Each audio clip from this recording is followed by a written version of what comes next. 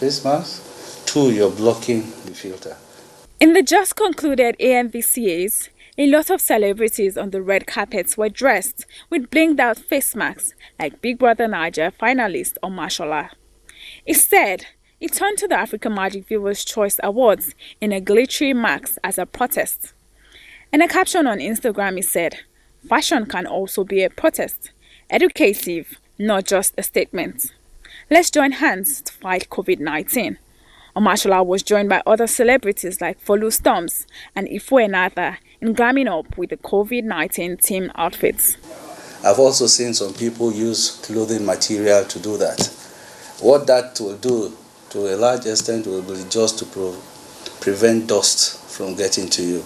It will not protect you against bacteria or viruses, especially the COVID-19 we're talking about now.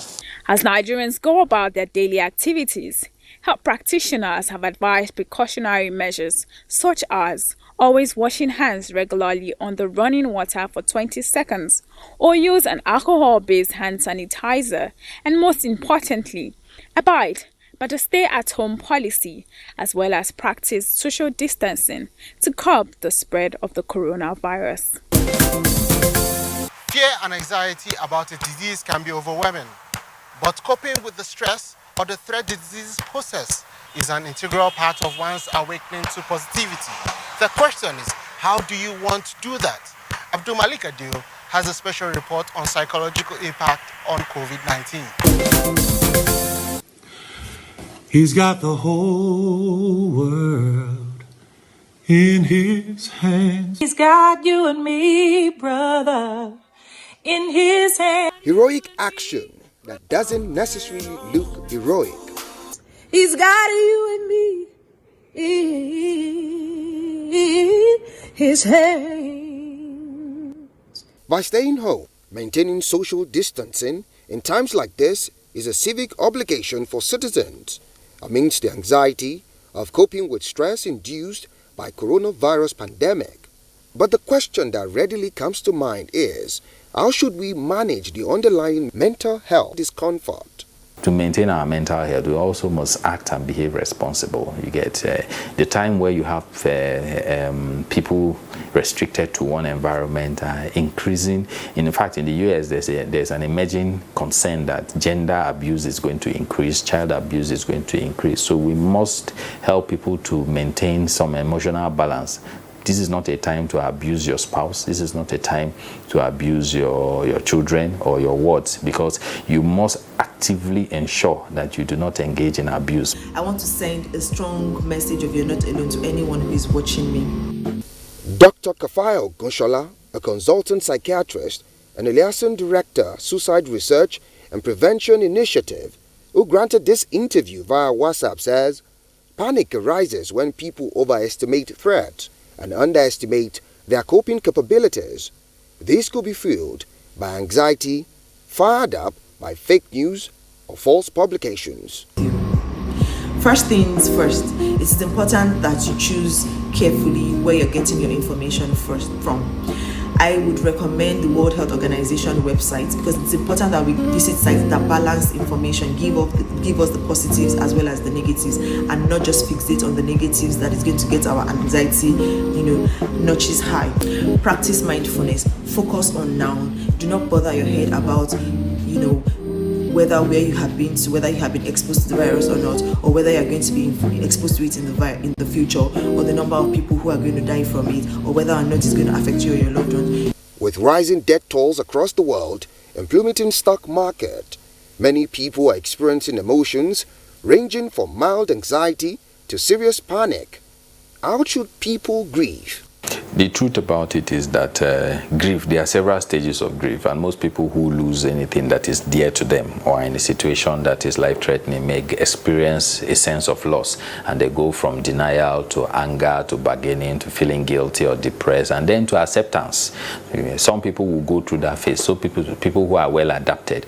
But for people who have a challenge with going through that phase, it's important for them to self-introspect, to understand, to have an insight that they have these challenges, and to reach out to their relatives to reach out. Everybody knows that not everybody, but most people would know who they can talk to. It's a time to talk to your friend, Don't keep things to yourself. A problem shared is half solved, and that statement has lasted as long as man, and I think there's a lot of sense in it. Have any pre-existing mental condition or medical conditions like hypertension, diabetes, clinical depression, anxiety disorder, schizophrenia, make sure that you stock up on your medications so that you do not have a relapsed medical state. There comes a time when we heed a certain call, when the world must come together as one. If you find yourself experiencing significant worry that interferes with your ability to eat, sleep, walk, or keep up with your responsibilities, then simply find your muse or listen to music to reduce your anxiety. After all, music, they say, is food for the soul. We are the children. We are the ones who make a brighter day. So let's start giving. Nice one, Abdul Malik. As the coronavirus continues to make the news, a host of untruth has surrounded the topic. In this special feature, we address some of these myths and conspiracies. When the word pandemic starts appearing in headlines, people become fearful. And with fear comes misinformation, anxiety, and rumors. Here are 5 most common myths that are currently circulating on social media and beyond about coronavirus. Spraying chlorine or alcohol on skin kills viruses in the body. This is not true. Applying alcohol or chlorine to the body can cause harm, especially if it enters the eyes or mouth. Although people can use these chemicals to disinfect surfaces, they should not use them on skin. Only older adults and young people are at risk. This is also a myth, as coronavirus can affect people of any age. However, older adults or individuals with persisting health conditions such as diabetics or asthma are more likely to become severely ill. Children cannot catch COVID-19. Although most cases recorded so far have been in adults, but children are not immune. In fact, preliminary evidence shows that children are just as likely to become infected, but their symptoms tend to be less severe. Garlic protects against coronaviruses. Some research suggests that garlic might slow the growth of some species of bacteria. However, COVID-19 is caused by a virus, and there is no evidence that garlic can protect people against COVID-19. However, garlic is said to boost the immune system. Home remedies can cure and protect against COVID-19. No home remedies can protect against COVID-19, including vitamin C, essential oils, silver colloid, sesame oil, and sipping water every 15 minutes. The best approach is to adopt a good hand-washing regimen, maintaining social distancing, use of hand sanitizer, and proper hygiene.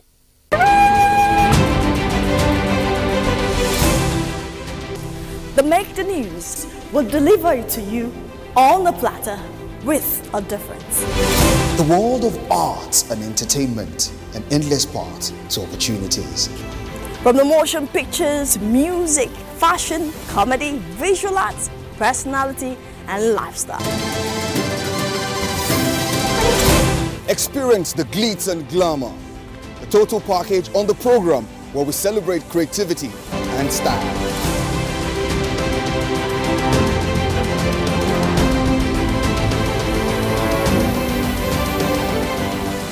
Well, this COVID-19 virus has really taken over everywhere.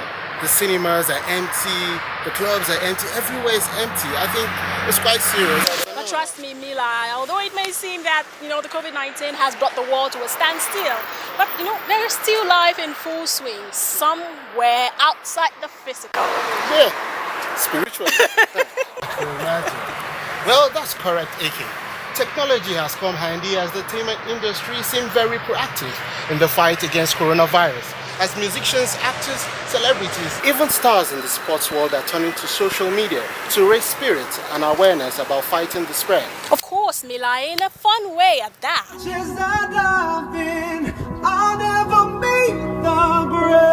It is applaudable to see, some stars who have put their fame to good use at the right time. Yeah, such as the 6 Degrees of Kevin Bacon hashtag I Stay At Home for challenge. Yeah. Where the stars post a picture of themselves indicating why they had to stay at home in this critical moment.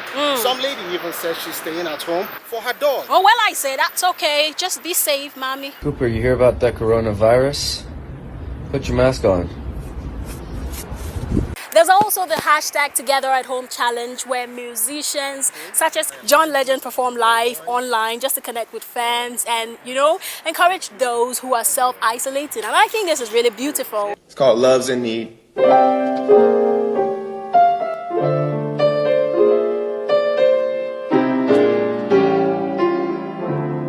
Take a look at this. Okay. This young man is adopting the accent of popular Game of Thrones stars to synthesize about COVID-19. Can you imagine? You better wash your hands. I'm not trying to die in this shit city. I don't know much about this. Whatever Jon Snow says is correct. I'm just a little man from Flea Bottom.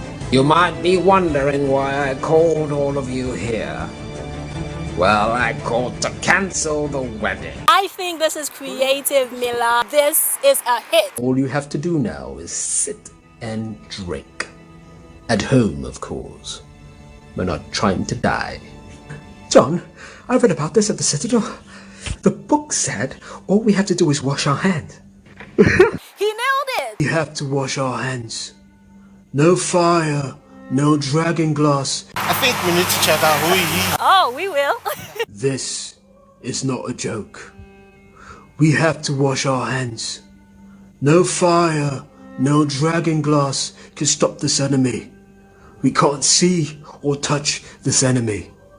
Wash your hands and stay at home. Well, that's been that on this week's episode of the program. We hope we kept you entertained, informed, and up to speed with trends happening around the world. And I hope we answered your questions about how the entertainment industry around the world is coping with, the coronavirus pandemic. And please remember to wash your hands and stay clean. Please stay at home so you don't spread. We're actually here because of you, So that's. And we are keeping our distance. Yes, we're keeping our distance. I'm constantly reminding Mila, keep your distance. 1 meter. Let me see if I sneeze. Follow us on our Twitter handle at ClickLight on NTA. And watch us on channel 419 on DSTV. I'm Butu Mila. I'm a Kemni Williams. Salute. Tomorrow, no, they promise to nobody.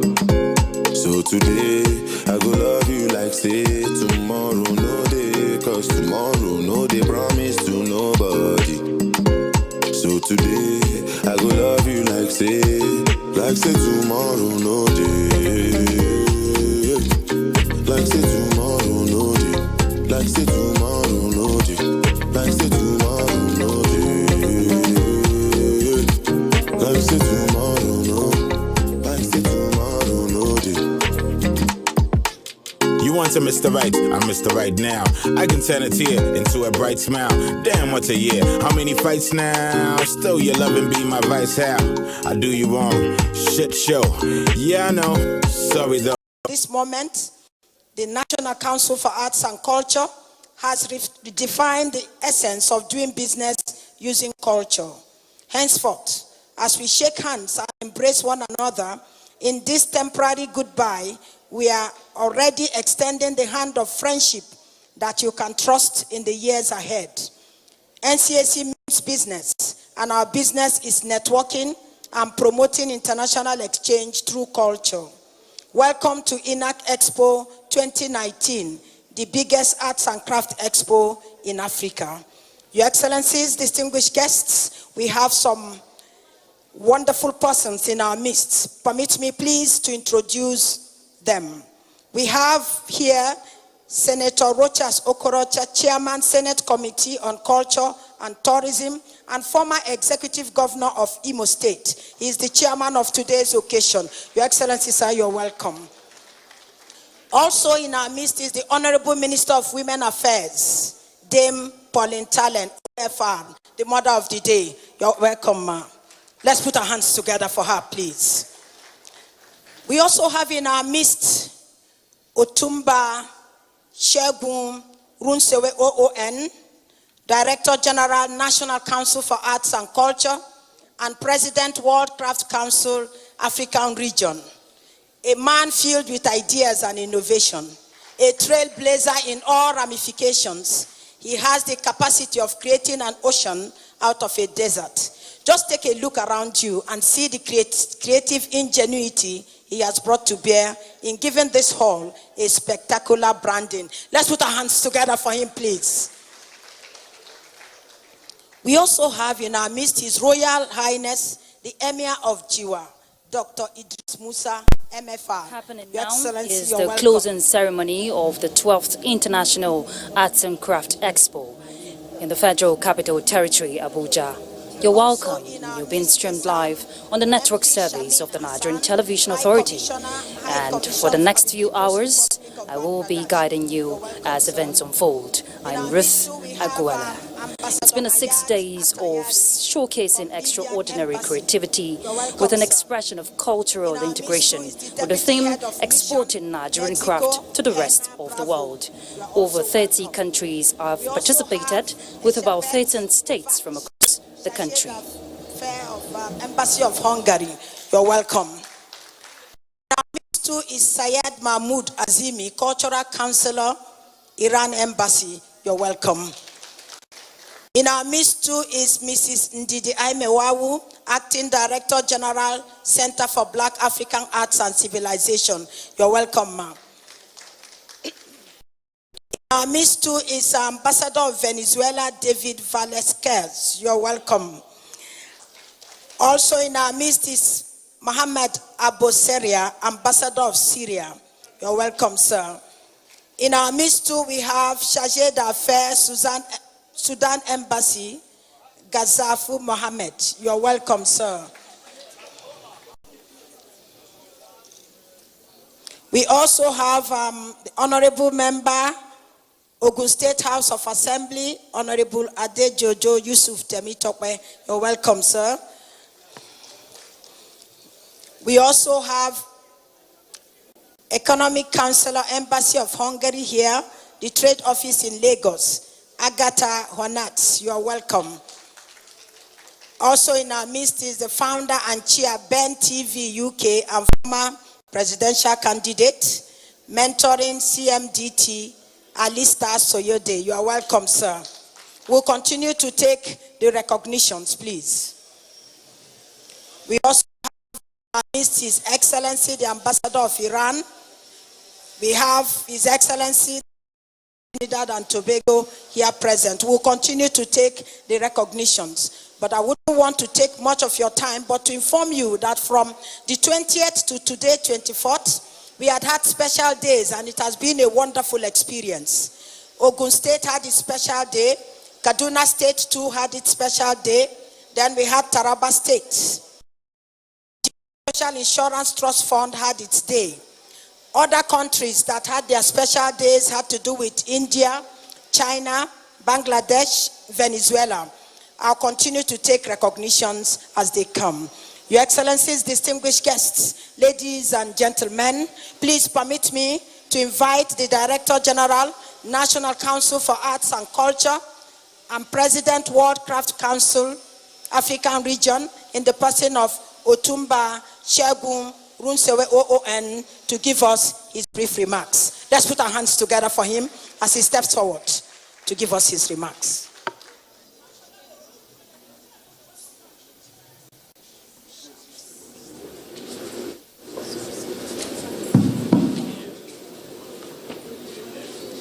Your Excellencies, Your Excellency, the Chairman of today's occasion, the Chairman of the Senate Committee on Culture, Tourism and National Orientation, the man known for action, the man who never leaves his people behind. My people, my people. Good afternoon, sir. Your Excellency, the Honorable Minister for Women Affairs, my own sister, who I must say it out, he flew in this morning for this program. Ma, we celebrate you. We thank you for coming.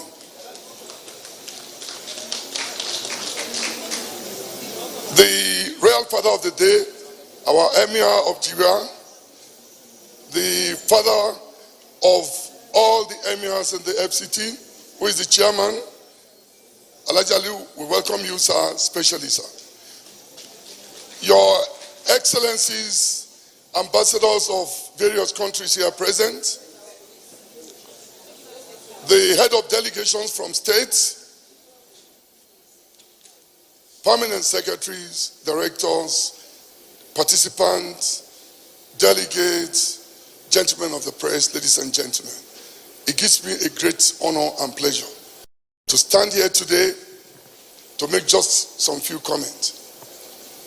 For the first time in my life, I think to say something today is to appreciate first all the international community that are here present. Within a very short notice, we had over 30 countries participating in this expo. I believe all the countries deserve a round of applause.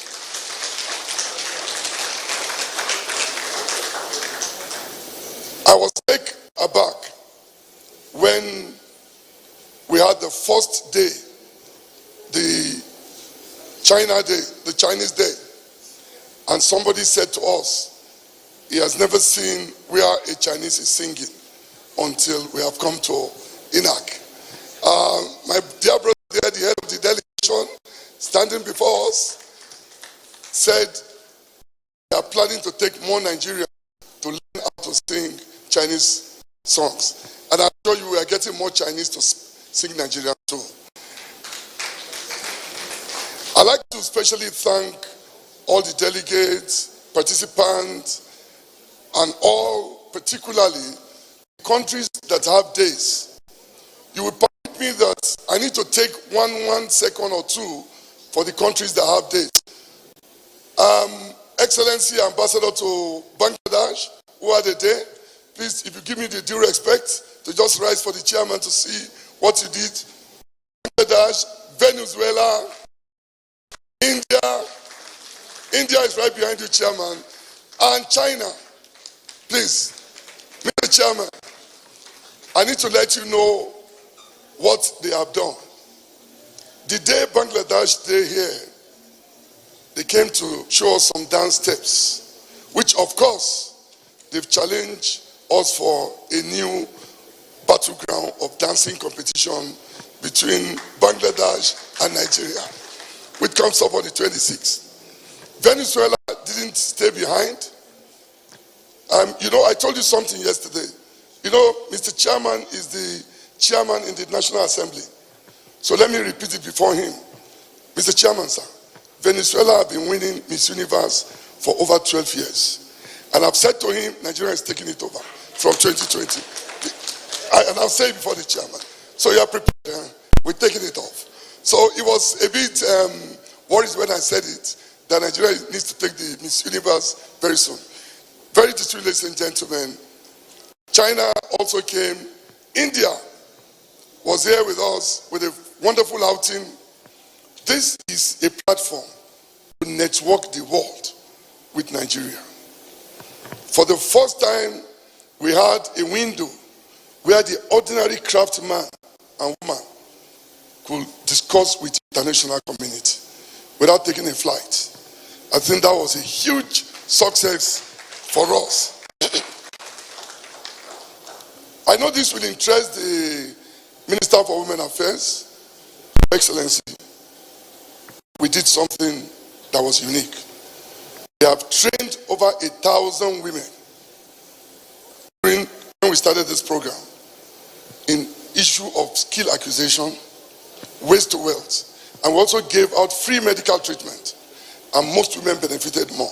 So I assured them when they said there were many, I said because of my sister, as many as they come, we take care of them. They left very happy. And we gave out over 250 medicated glasses, all this free as our own social responsibility to the Nigerian people. Interestingly, Mr. Chairman, some embassy staff took from that skill acquisition because they saw that they could get a trade from there.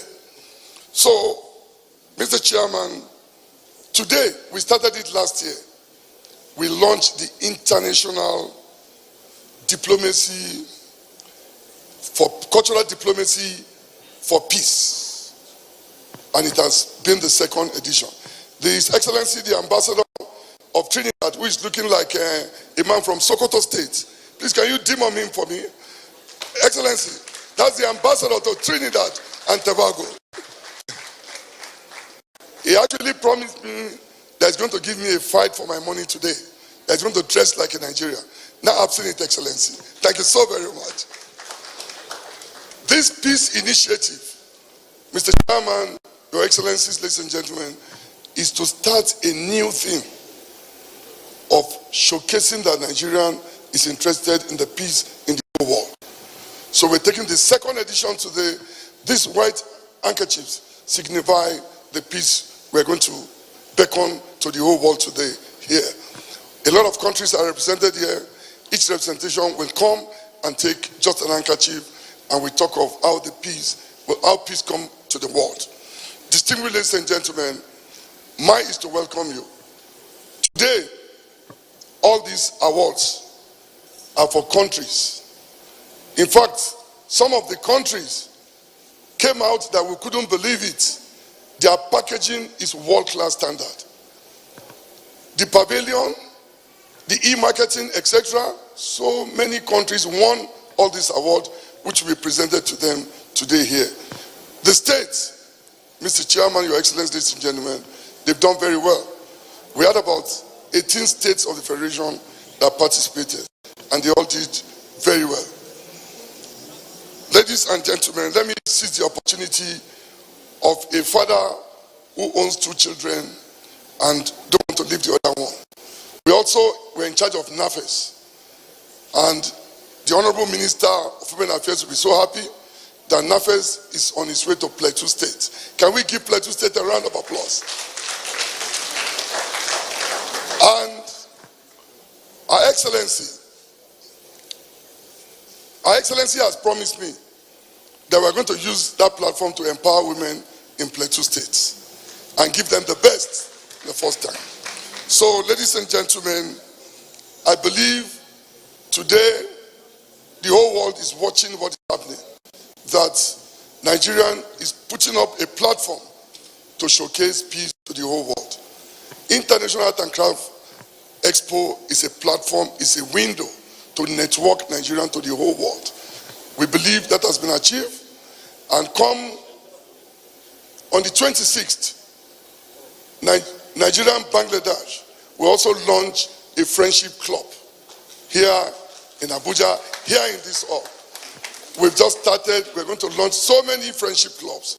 We want to tell the whole world that Nigeria is a place to be. Finally, ladies and gentlemen, you know, when you make statements and you have people behind you who can back you, if I have the chairman of the Senate committee here, and I have the Honorable Minister here, I have our Royal Father here, whatever I say here becomes bounding. Sir, I promise all the ambassadors that when they are ready to go back home, if they do need a wife, we'll give them a new wife. And one of the ambassadors, who is a woman, has accused me that what's going to happen to her. I say, I promise you, we'll give you 2 farm gentlemen that will go and farm for you in your country. So, ladies and gentlemen, enjoy the rest of the time, and God bless Nigeria and God bless the world. Thank you. I'll call you later. Give me message.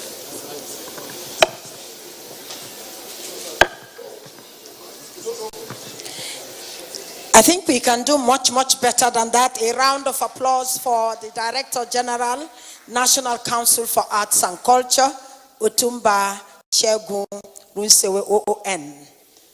Action-oriented, the man walking the talk, and the man that has put this wonderful package together. He communicates and networks culture. Thank you very much, sir. Your Excellencies, distinguished guests, ladies and gentlemen, please permit me to invite the Emir of Jiwa, His Excellency, His Royal Highness Dr. Idris Musa MFR, to give us a goodwill message. Let's put our hands together for him, please.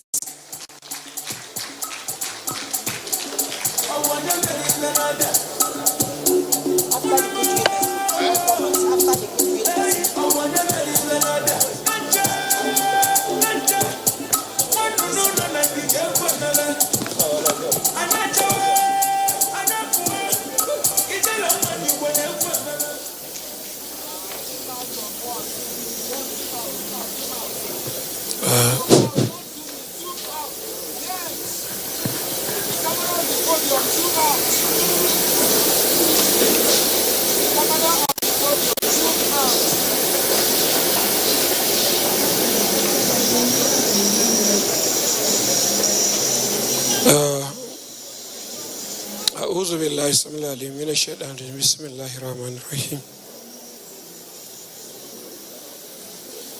The DG National Council for Art and Culture,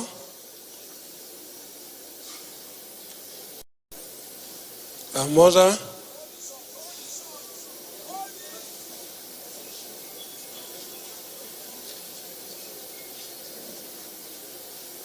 the Minister of Women Affairs of Nigeria, our dear brother, distinguished Senator, and our brother, man of people of Korocha. Our dear brothers, the ambassadors of various countries, and everybody in this hall, ladies and gentlemen, good evening.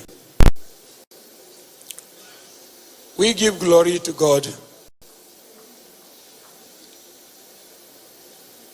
by extending our life and send us to this hall to witness the closing ceremony of this great occasion that organized by a great gentleman who has been a forefront to unite the world in our country. Congratulations.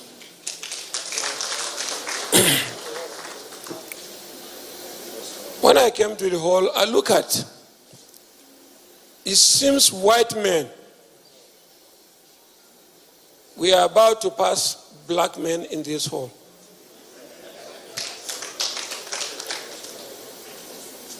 You cannot draw your fellow human being with rope like a goat, bringing him where he cannot feel breeze. But look at, because of peace, you see everybody here is on his seat without looking back, thinking what is going to happen to him. Let me congratulate you again. Ladies and gentlemen, Nigeria is a great country. Nigeria has a rich culture and tradition that, if it's open, cannot be compared with any country in the world.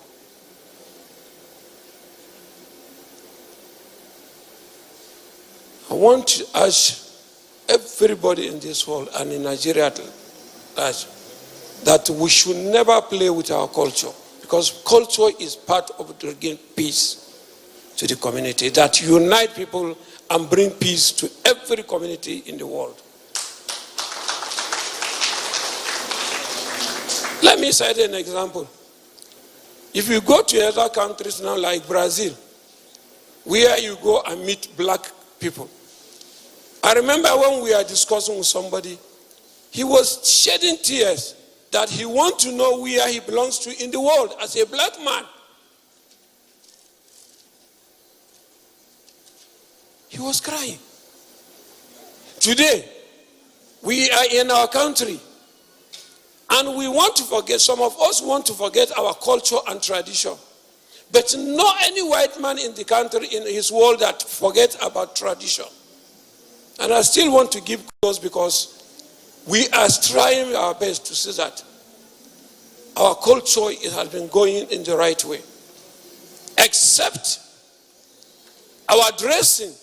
Some of our dresses are trying to see that we go to the Western country in which we are trying to abide by our own tradition, dressing. I'm appealing to Nigerians. Every community has its own tradition and has its own dressing. We should emulate our own dressing, not to look up to somebody's dressing that goes outside the country.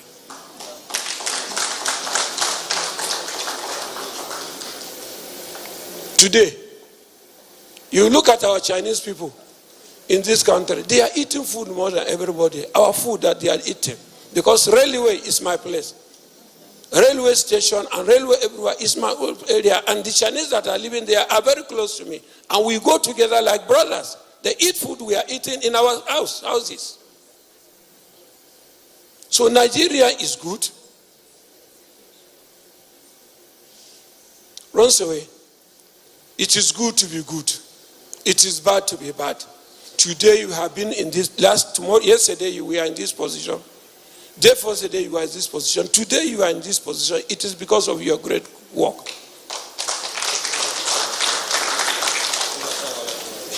Those countries that are here and listen to our invitation, we want to thank you. And Nigerians, we have learned from them. You too have learned from us. We want to build on top of what we have learned. And you people should look what you have learned and send us the result where our correction is there and where your own correction is there, we should do it. I want to thank you very much for coming here. God bless you.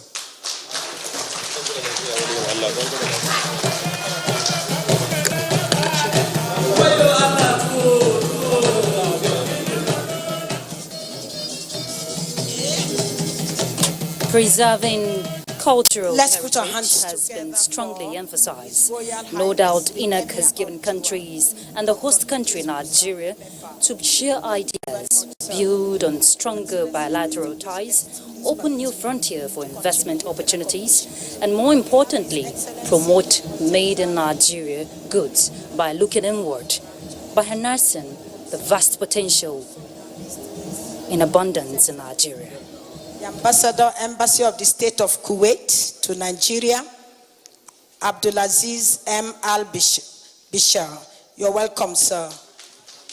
Also in our midst is the Honorable Commissioner, Ministry of Human Services and Social Development, Kaduna State, Hajia Hafsat Mohammed Baba. You're welcome, ma.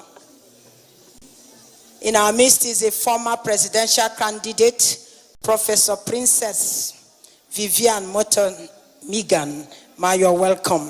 Thank you very much. Your Excellencies, distinguished guests, please permit me to invite the National Council for Arts and Culture performance titled Nigeria, My Country. Let's put our hands together for them as they step in to present the sights and sounds from this beautiful country called Nigeria, a land of limitless opportunities. We can do much, much better than. Can we give them a round of applause as they step in to give us their message about Nigeria, my country. Thank you.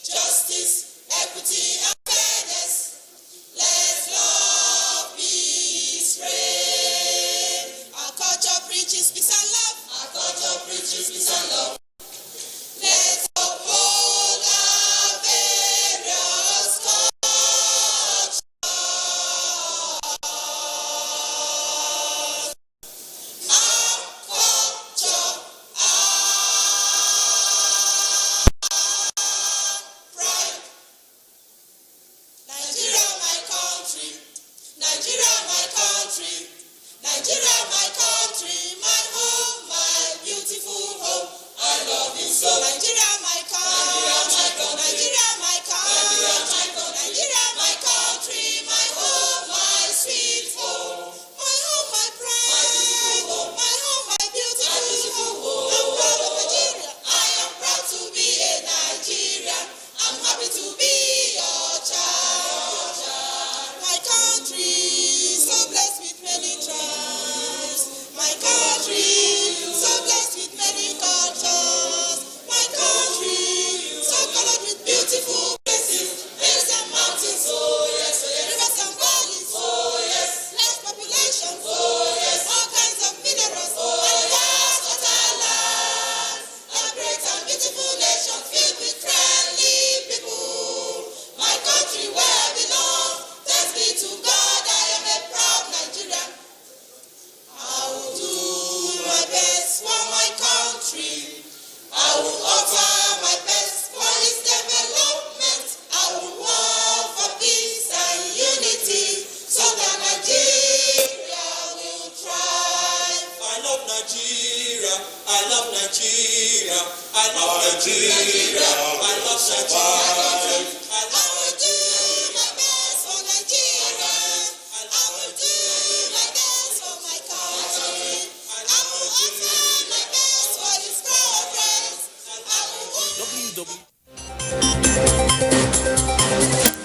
In Lagos, FCT Ogun for 14 days. Trader money, market money, and farmer money loans enjoy a 3 months moratorium, plus stock market transactions half as coronavirus shut trading floors. This is Business Express reaching you from Abuja, Nigeria's capital, and I am Benny Adams, your guide.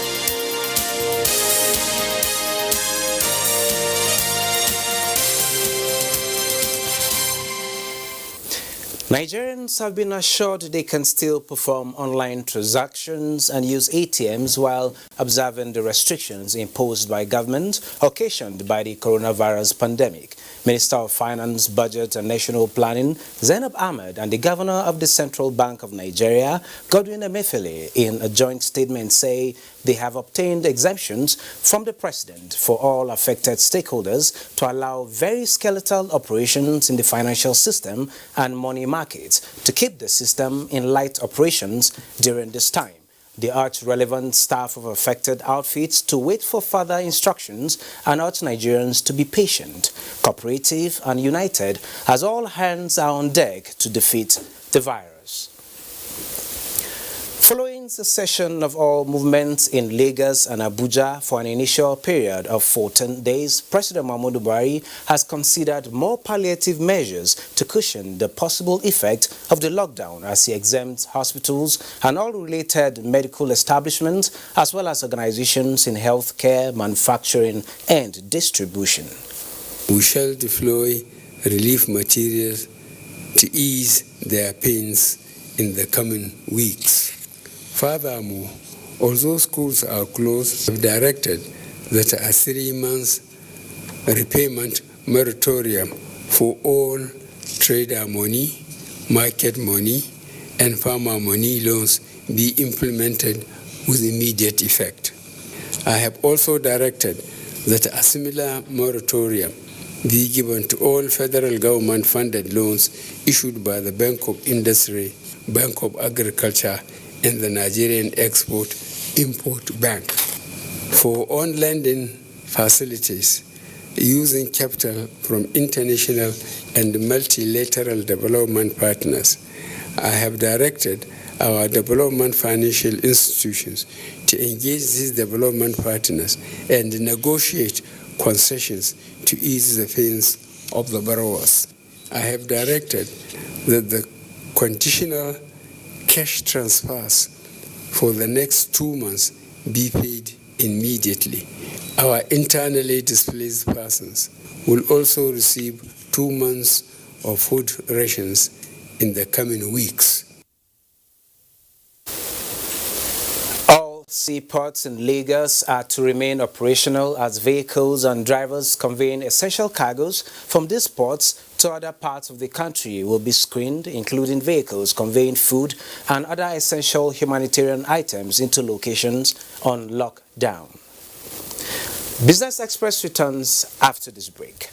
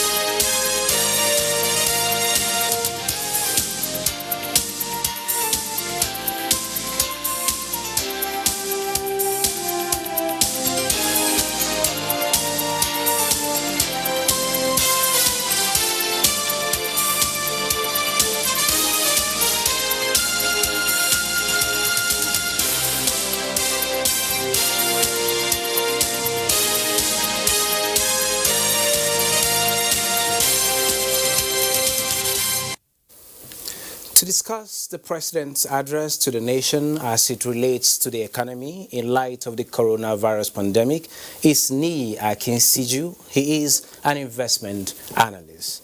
Ni, you're welcome to Business Express. My pleasure. Thanks so much. Good to have you at a time such as this.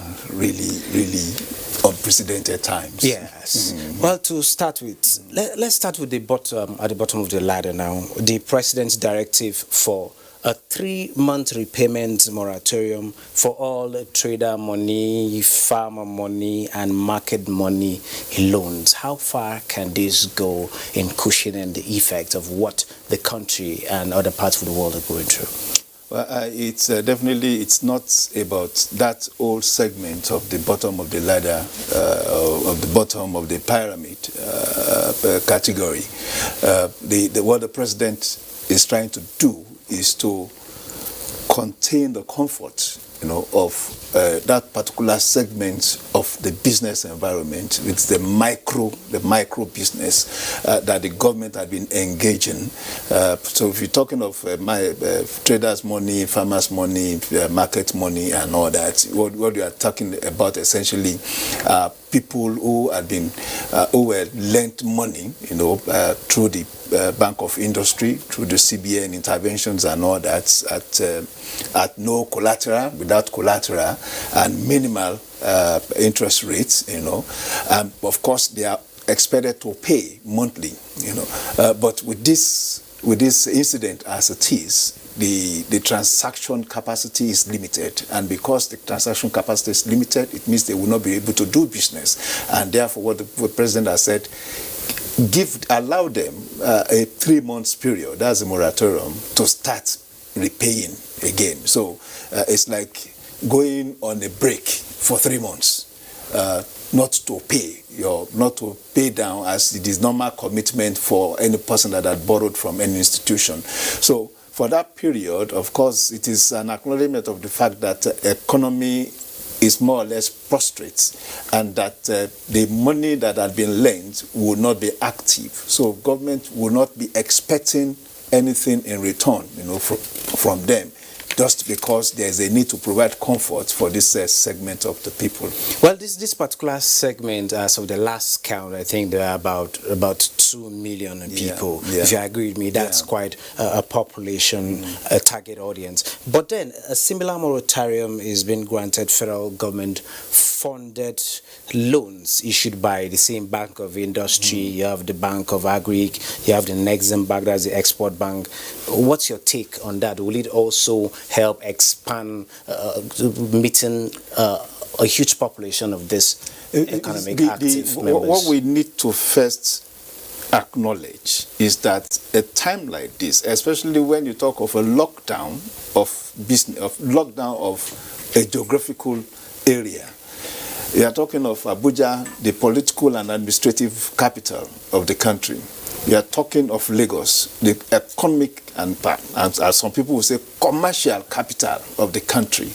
What we are saying essentially is 90% or thereabout of economic activities in Nigeria are going to be locked in, over the next 14 days. And what that means is that there's dormancy, redundancy within this period. And of course, capital is a productive item. So where capital is dormant, and I'm talking of all factors of capital here. So for this period, all factors of capital are dormant. All factors of production are dormant. So the best intervention is to provide a buffer, for capital and all factors of production, as it were, to rest, There will be no expectation. So what the president has done is to say, look, virtually everybody that is under one form of commitment or the other, you are given a moratorium. Take your time. We don't expect so much from you. So what it means is that no economic activities will be happening, but those beneficiaries can at least sustain themselves. And of course, at the upper level, where you have the medium scale, and the small scale, what is also expected is that after this, they must be enabled, to continue productive activities, because that is what will also sustain, the economy coming after this. The major risk we are facing now, which is very, very obvious, is the risk of huge unemployment. It is the risk of, everybody has known that supply shortages, disruptions in supplies. It's the risk of demand decline. So it's a double, even it's more than a triple dilemma.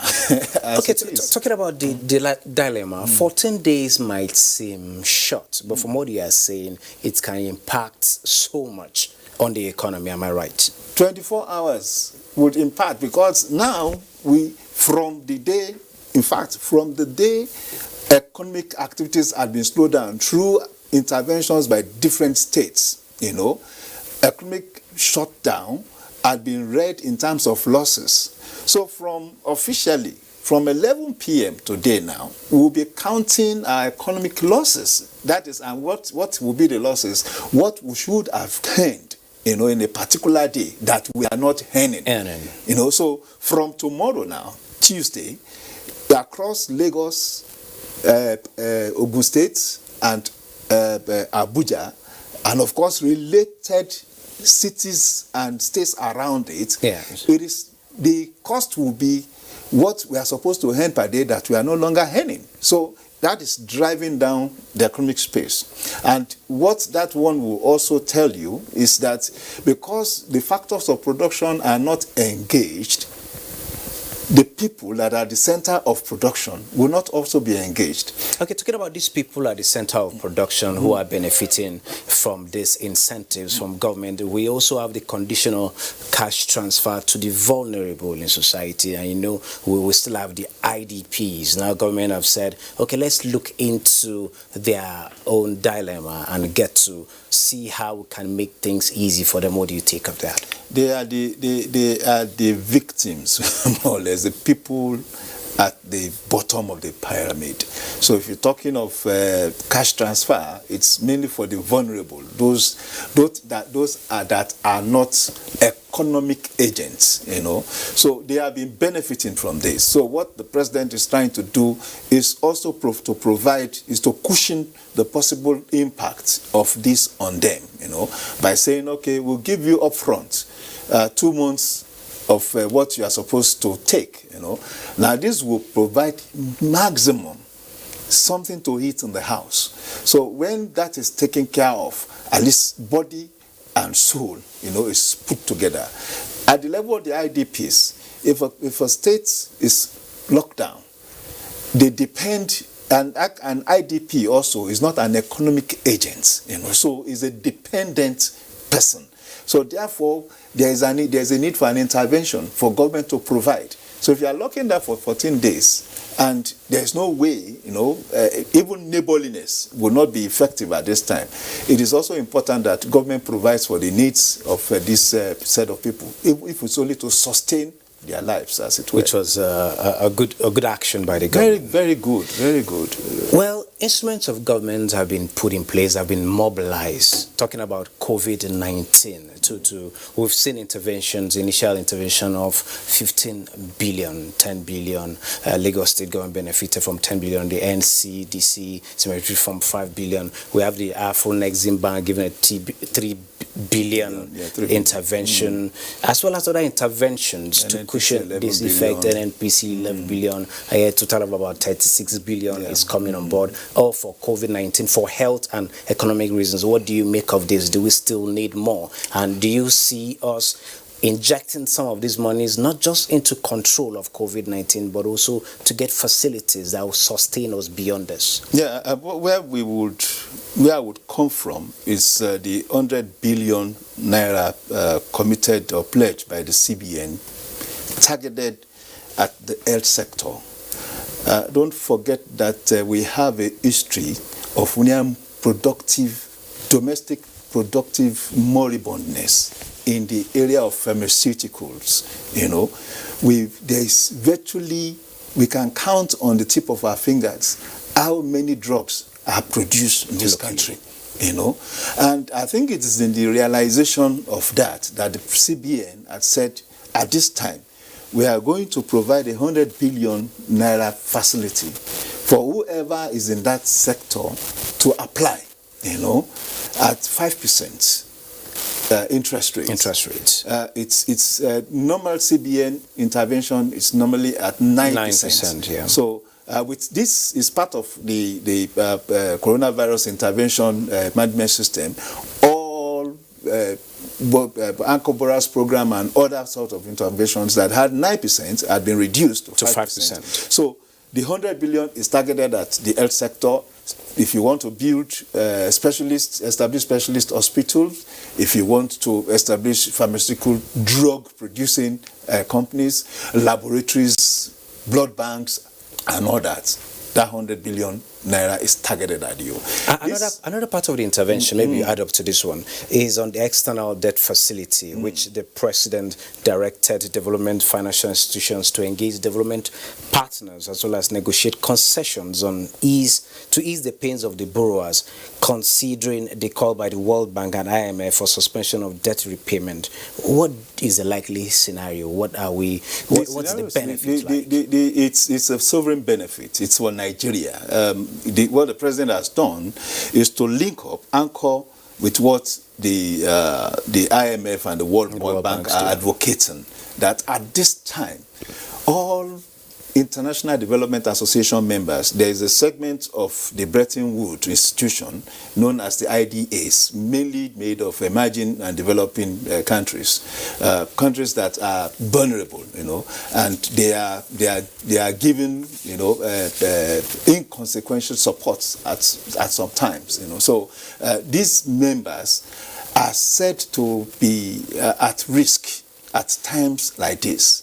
And of course, there's also the threat of huge debt overhang on these countries, and Nigeria is one of such. So at this time, what the advocacy is about is restructure the debt, extend the debt payment, and of course vacate, suspend for now debt servicing. Okay, all of these interventions is a good thing the government did, as you've said, and we've all acknowledged. But you know, at times, on some of these issues, the president said with immediate effect, some of these things take protocols for the beneficiaries to get to benefit. What's your last word? What's your last appeal to implementers of these directives? Well, the president is the commander-in-chief and, of course, the ultimate authority in this matter. It's when it makes, especially for the directives that had to do with domestic activations, I think the president holds the last word. But, of course, when you have to negotiate with international financial institutions and development institutions, it may take some diplomatic engagement and all that, you know, but that may not be with immediate effect. But for the CBN, the Bank of Industry, the Nigerian Import Banks and all that, once the president has given his word, you activate, because you are supposed to be subject to the president, as it were. Thank you so very much, Ni Akisiju. It's always a pleasure having you on board. Moving on. Activities in Abuja and most parts of the country are on very low key, and one of the essential products people need and may not be able to do without is petroleum products, as Abuja, Lagos and other states across the country shut down. The management of the NNPC has warned against activities of saboteurs aimed at hindering the supply of petroleum products across the country and assures of the availability of the product during the period. I will talk to DPR to ensure that all filling stations are kept open during this period. Our supply is robust. We have fuel that will last this country even for 60 days, assuming we don't even import any. About 2.6 billion liters, both in country and in our depots. The government is watching, and any association that tries to go contrary to the directives, the government, in the overall interest of the public, has the right to proscribe any association. So let marketers come out and sell product freely to Nigerians. It is this time that Nigerians need the cooperation of all, and not to aggravate the impact of the COVID on fellow citizens. The momentum of activities at the Nigerian stock market nearly halved as it descends to its lowest level in recent times after authorities shut trading floors across the country as precaution against the spreading of coronavirus pandemic. All indicators of the activities at the Nigerian Stock Exchange closed last weekend with turnover volume, value and number of deals at their lowest in recent period. The NSE had on Wednesday, March 25th, shut down its trading floors across the country under a 30-day COVID-19 emergency response program. On how the markets performed the week ended 27th March 2020, let's join Bosede Ebo. Stock market report for the week ended March 27, 2020 shows that the NSE All-Share Index depreciated by 1.52% to close the week at 21,861.78, with market capitalization dropping to 11.3 trillion naira. All other indices finished lower, with the exception of NSE Banking, NSE Insurance, NSE AfriBank Value and NSE Meri Value, which appreciated, while NSE ASM Index closed flat at a turnover of 1.4 billion shares worth 14.9 billion naira in 21,828 deals were traded in the week by investors on the floor of the exchange. The financial services industry led the activity chart with 1.2 billion shares valued at 10.5 billion naira, traded in 14,944 deals. The conglomerate industry followed with 50.2 million shares, while the third place was the consumer goods industry. Trading in the top three equities were Zenith Bank PLC, Guarantee Trust Bank PLC, and FBN Holdings. They jointly accounted for 713.7 million shares worth 8.6 billion naira in 8,680 deals.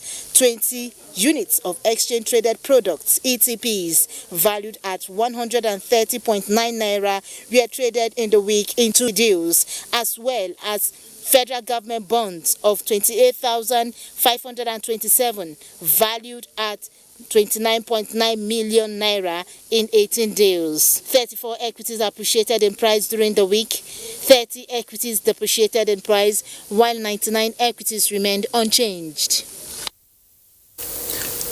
Stocks were off to a slow start at the beginning of the week as the market adjusts to recent developments occasioned by the coronavirus pandemic that has forced stock exchange to go virtual.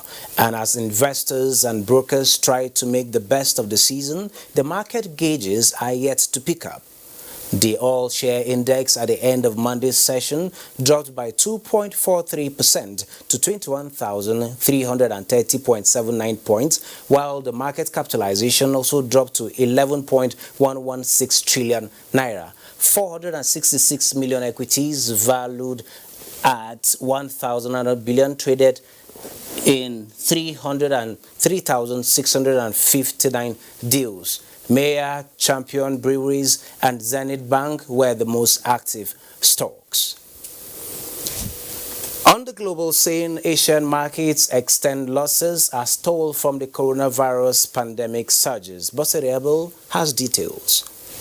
Markets around the globe have been unstable in recent weeks as investors continue to watch for development on the global coronavirus pandemic. Stocks in major Asian markets in early trading of Monday 30th March saw stocks mixed as investors continue to assess the economic impact of the virus that has continued to spread rapidly. Nikkei fell 1.57% to close at 19,084.97. Shanghai Composite down 0.9% to 2,747.21, and the Hang Seng Index also depreciated by 1.32% to close 23,175.11. European markets withdrew as the coronavirus pandemic remains in focus for investors. DAX was 0.49% lower, FTSE 100 0.94%, and CAC 40 1%. US stock futures were mostly lower, following sharp gains last week as the number of coronavirus cases in the US continues to rise at an alarming rate. Dow Jones Industrial Average futures were off by 4.06%, S&P 500 3.37%, and Nasdaq Composite was also down 3.79%. In Africa, Nairobi's all-share, Tunisia's Tunidex, and South Africa's JSE Africa Top 40 appreciated, while Namibia's overall index and Ghana's GSE Composite were negative. This is the point where we end this edition of Business Express. We value your feedback, so keep the comments, observations, and suggestions coming. Be informed that all previous episodes are available on YouTube on the NTA's channel. You can also communicate with us on Twitter, and the handle is NTA News Now. Don't forget to use the hashtag #It'sBizX. Remember to always wash your hands with soap under running water as the world battles COVID-19. Be safe out there. Business Express returns Wednesday. I am Benny Adams.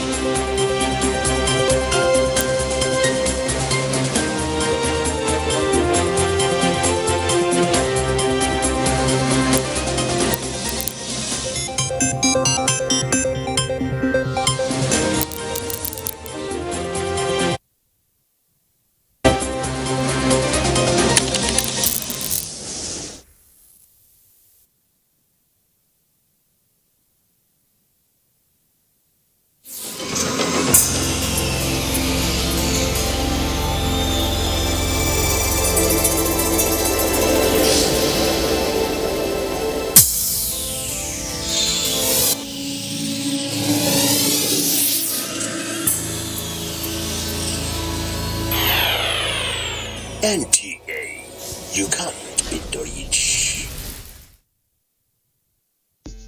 This is the network service of the NTA. We now join our outside broadcast crew for a live telecast. Please stay tuned. The fact that this is the first joint briefing, let me reiterate the following. 1. The response strategy of the PTF shall remain focused on testing, detection, contact tracing, containment, slowing down the spread, management of coronavirus.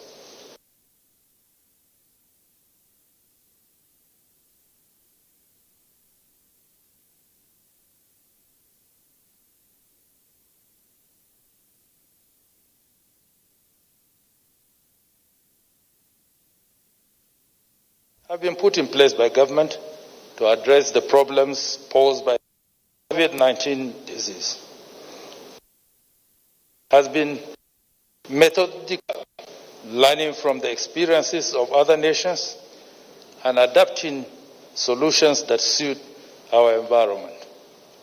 These include measures such as advising personal hygiene, closure of air, land and sea borders, banning mass gathering above 50 persons, restricting movements in high-burden areas such as Lagos, Ogun, and Abuja, aggressive contact tracing and isolation of cases, improving medical infrastructure, expanding testing capabilities, and establishing new isolation centers. The PTF remains the strategic decision and national response on COVID-19. It is important to state that a national response strategy for COVID-19 has been developed and is being constantly reviewed as dictated by developments. In the President's broadcast on Sunday, 29th March 2020, he announced far-reaching measures aimed at containing the spread of the coronavirus for economic. Approved the constitution of an Economic Sustainability Committee to be chaired by His Excellency, the Vice President. Similarly, you must have heard that Mr. President has also approved the exemption of the financial services sector from restrictions to allow skeletal operations in the financial system and the money market in order to keep the system in light operations during this period. We do not desire to slow down the economy in any way. Let me use this medium to appeal to all Nigerians through you for full understanding, unity of purpose, humanity, to observe all measures put in place, remain vigilant, and cooperate with the and other agencies who are toiling day and night to keep us safe and alive. Ladies and gentlemen, I shall now yield the podium to the Honorable Minister of Health to update you on new developments. Other ministers will take their turn according to the nature of the questions you would ask. Thank you, and you are welcome.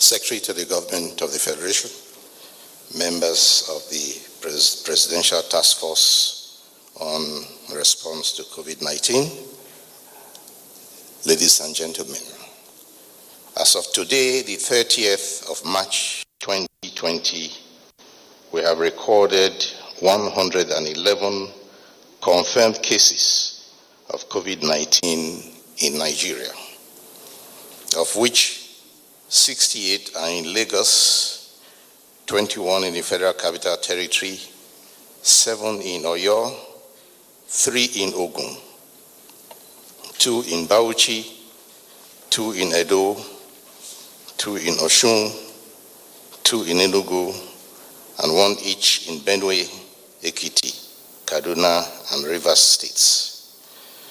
Majority of them are persons who came from overseas, and the others have been traced as close contacts of such returnees.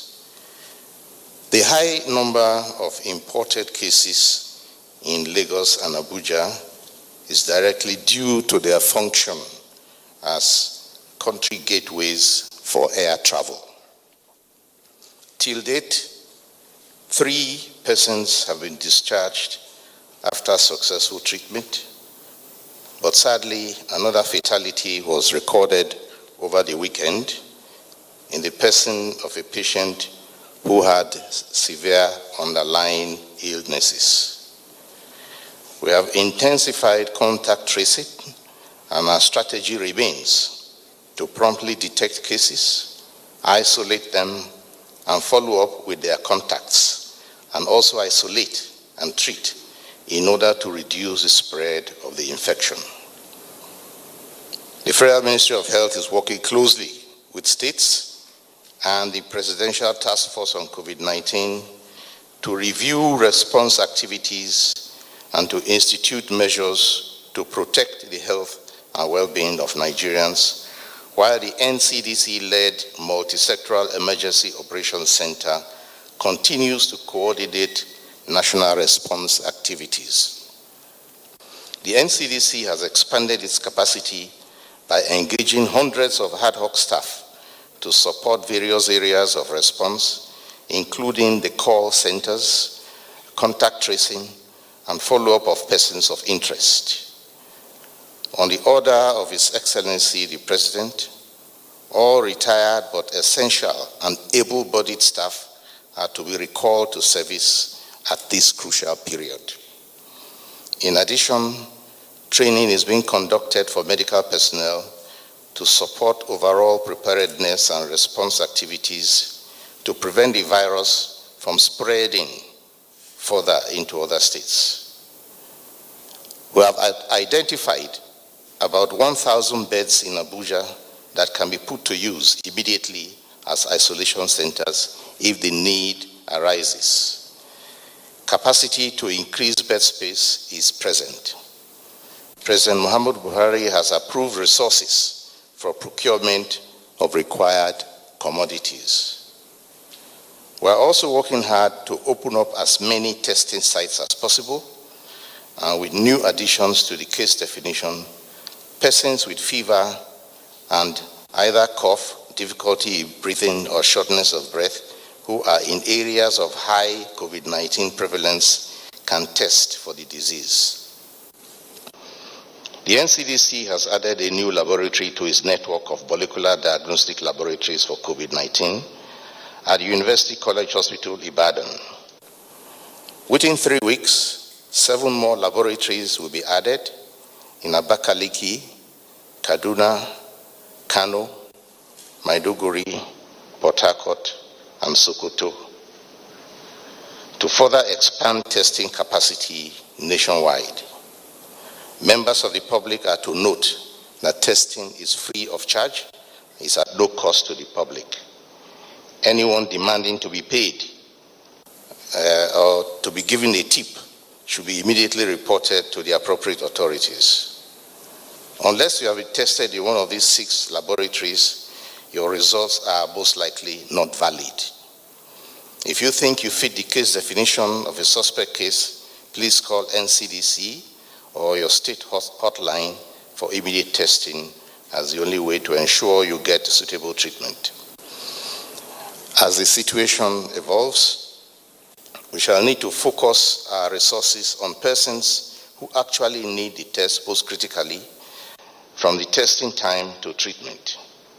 I wish to remind citizens of the importance of following the recommended protocol to request testing so as to prevent further exposure and spread of the virus by those who are infected with COVID-19 and who are not able to test. During his address to Nigerians yesterday, His Excellency the President announced the lockdown of non-essential activities in Lagos State, which is the epicenter of the COVID-19 outbreak, the FCT, which has the highest number of cases, and Ogun State and Oyo State, given their proximity to Lagos. This is effective from 11 p.m. today, 30th of March 2020, for an initial period of 14 days. In the absence of a vaccine, preventable measures such as social gathering have proven to be highly effective in curbing the spread of the disease in other parts of the world. It is therefore one of our major containment strategies in Nigeria. Directives have been issued at national and state level to cancel all large gatherings, including religious, social, and political congregations, and also to shut down schools and event centers. While train stations, land borders, and international airports remain closed, precautionary measures are also being taken by the federal government to protect our seaports. Only ships that have been at sea for more than 14 days can dock in our ports after the crew members have been confirmed to be healthy and negative for COVID-19. An exception to the 14-day restriction on vessels applies only to those carrying oil or gas products, where the human interface between the crew of those ships and the shore is absent or insignificant. These measures may cause inconveniences, but I urge all citizens to accept and practice them in good faith, as they are necessary for our common good and in the interest of all of us. The earlier we collectively take responsibility, the sooner we can go back to living our normal lives.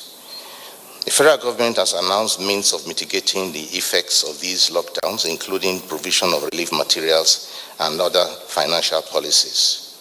Importantly, this fight against COVID-19 is not for the government alone, but for all of us. With a few simple steps, you can take responsibility and also join the collective effort against the disease. And as always, I will mention them here again. Frequently wash your hands with soap and running water for at least 20 or 30 seconds, or use alcohol-based hand sanitizer. Maintain a social distance of at least 6 feet between yourself and other people, especially those who are coughing or sneezing. Self-isolate for 14 days if you have just returned to the country, in line with the 40-day law. If during self-isolation you develop symptoms like cough, fever, shortness of breath, difficulty in breathing, call the NCDC Connect Center immediately. It is 080097000010 or call 112. Which has been linked to the number I just read. Also, stay at home. If you are ill or unwell, stay from others. Clean all frequently touched surfaces with disinfectants at least once daily. Avoid crowds and large gatherings. Cough or sneeze into a tissue. Cover your nose and mouth. And if you do not have a tissue, cough into your sleeve. Dispose of any used tissue and wash your hands immediately. Get information only from official sources through the Federal Ministry of Health and NCDC or your state apparatus. In addition to the well-known advisory, I am recommending that all families be aware that the elderly among them are the most vulnerable and should be specially protected from needless contact with children and persons who could be positive for the coronavirus infection. The same should be said for all persons who are known to have underlying diseases such as tuberculosis, HIV, cancer. These people are particularly vulnerable and they form the largest segment of the fatalities. The hotline is active around the clock. It is toll-free, meaning that you can call at no cost to yourself.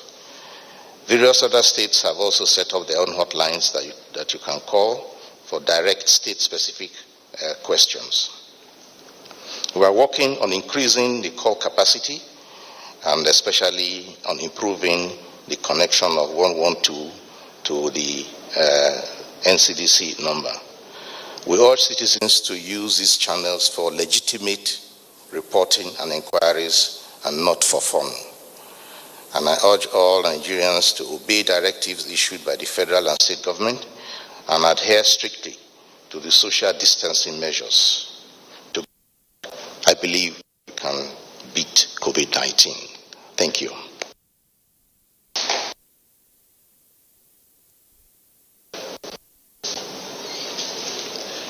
Thank you, Honorable Minister of Health. Colleagues, we have now come to the question and answer session. This is how we'll proceed. First, let me let you know that we have the Minister of Information on seat, Minister of Humanitarian Affairs, Disaster Management and Social Development is on seat, Minister of Foreign Affairs, Minister of Interior, Minister of Environment, as well as the Permanent Secretary, Ministry of Aviation, representing the Minister of Aviation. They are all on seat. In addition, we have the benefit of having the National Coordinator of the task force. He will be able to answer questions, as well as the WHO representative, Dr. Fiona Bracker. You may now indicate that you of these eminent personalities' questions. You will please, Minister of State Health is also on set. You will please approach, after you have been cleared, you approach this microphone. In your own interest, don't touch the microphone for your safety and the safety of others. Just ask your questions and direct it straight to the sector you want to pose the question to. The ministers will take note of the questions, and after we've had a basket of questions, they will take turns to answer. Yes, please. You will tell us your name, the medium you represent, and then you go to your question. Thank you. Good afternoon, sirs. My name is Juliana Taiwo Baloye. I write for the Sun newspaper. So my question is on people congregating, more than 50 people congregating at the same time. We have a situation right now. I mean, Delta State is on lockdown. People are stranded on the road. How are you going to evacuate those people? And right now, your officials are checking people manually. How possible is that? And we have till 11 p.m. for people to get the essentials.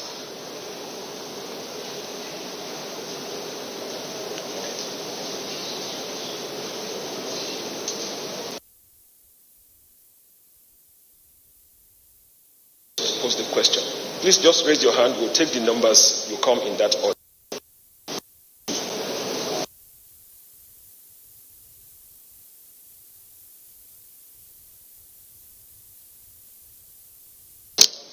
Good afternoon, sir. My name is Friday. I'm a reporter with Channels TV. I will be grateful if the expert can provide answer to the question. The first question has to do with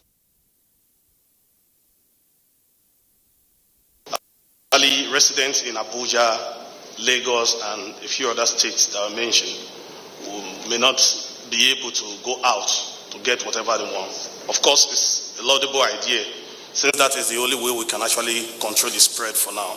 But my question is, how exactly is the government going to implement that cushioning? How is it going to cushion the effect, especially on those who are not on the payroll of the government or on any payroll at all? Talking about the artisans who live daily on what they earn. What are we actually going to do? Because if you listen to what's happening on social media, some are saying the government is going to distribute cash. Others are saying government is going to distribute food. So we'd like to hear from you the approach that the government is actually going to take. And the second one has to do with the donations that have come in the last few days. I'll be happy if I can get the exact amount that will be donated by well-meaning Nigerians and the priority areas that the government want to expend this money. Are we expecting more testing and treatment centers from those donations made? Thank you. Number 3.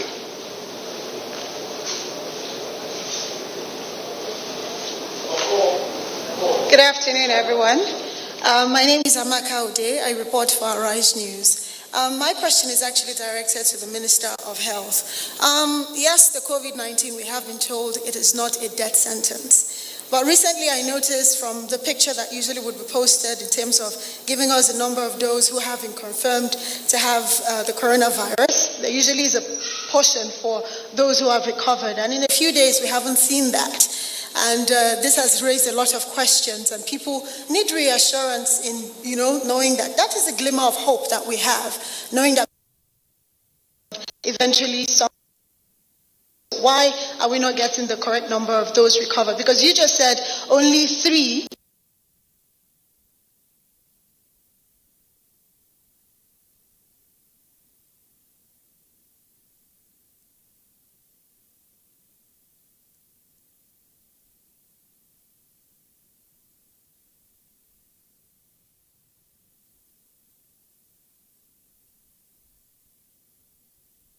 Social media as well, and even they speak to some of us,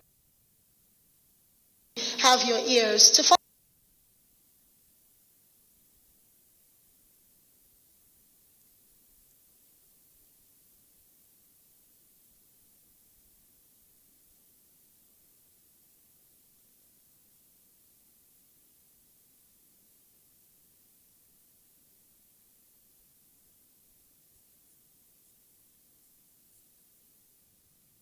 All over the globe, including Nigeria. With the number of infected persons in Nigeria increasing daily, prevention is better than cure. Coronavirus has no cure. The virus spreads from one person, who affects 2 persons, and by the time the affected person is isolated, the 2 persons have affected 4, and it keeps spreading. You must take preventive measures to save yourself and that of the people around you. Always wash your hands. Should Nigerians approach the testing centers at will, or they should wait till they experience symptoms of COVID-19? Again, is there a daily, for the lockdown, is there a daily limit for the lockdown? Because some Nigerians are capitalizing on some of the directives given by some of the state governments, like Niger, for example, which has 8 a.m. to 8 p.m. So for the states that have been identified, that is the Federal Capital Territory, Lagos and Ogun State, is there a daily limit for the lockdown, or is 24 hours? Thank you. Number 6. Number 5. Good day, sirs. My name is Femi Akonde. I'm a reporter with TVC News. The Honorable Minister of Health, sir, at the last Nigerian Governors Forum meeting, the state governors asked what it would take to have isolation centers and test centers and laboratories set up in their states, and they believe this would reduce the burden on the federal government and indeed the presidential task force. How are you trying to co-opt state governments into this fight to slow down the spread of the coronavirus? And again, sir, the SSD just said that we can have ministers come for media appearances, but it's really a difficult task. With due respect, some of the ministers are inaccessible, and sometimes the aides to the ministers make it really difficult for media organizations to have access to you and bring you on our station to at least let Nigerians know what government effort is. How would you make this easier for us? Thank you, sirs. Number 6. Good afternoon, Honorable Ministers. Rachel from News Agency of Nigeria. My question is to the Minister of Health. I wish the NCDC DG is around. Now we are looking at 13 testing centers in Nigeria, but we are yet to find out how many technicians we have in Nigeria that can operate the PCR. because we're made to understand that to scale the PCR is actually difficult. So let's know how many technicians we have and why we have more testing centers. Thank you very much. Do we have any more questions from our colleagues? Okay, we will now proceed to the answer session, beginning with the SGF.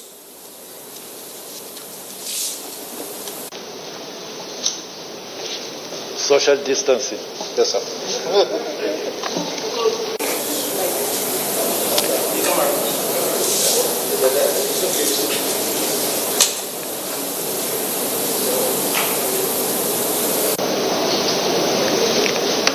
Well, let me attend and answer to the issue of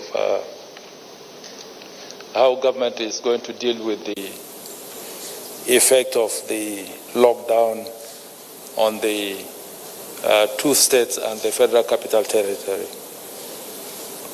If you heard Mr. President's address yesterday, he dwelt heavily on that, on the palliatives that are going to be put in place as to our response. And in my address this afternoon, I mentioned the fact that he has even today constituted an economic sustainability committee that will look at the variables and the kind of things that we can do as a government to soften the effect of the total lockdown, particularly for now on Lagos, Ogun, and the Federal Capital Territory. I believe by the time I would cede the floor to the Honorable Minister for Humanitarian Affairs, Disaster Management and Social Development, she will give you a rundown of some of the palliatives that are being put in place in terms of the conditional cash transfer to the poor of the poorest, in terms of the school feeding program.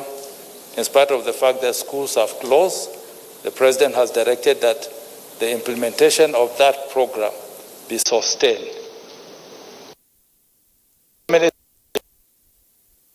That by the time the committee that is being chaired by the Excellency come on stream, they will roll out other palliatives.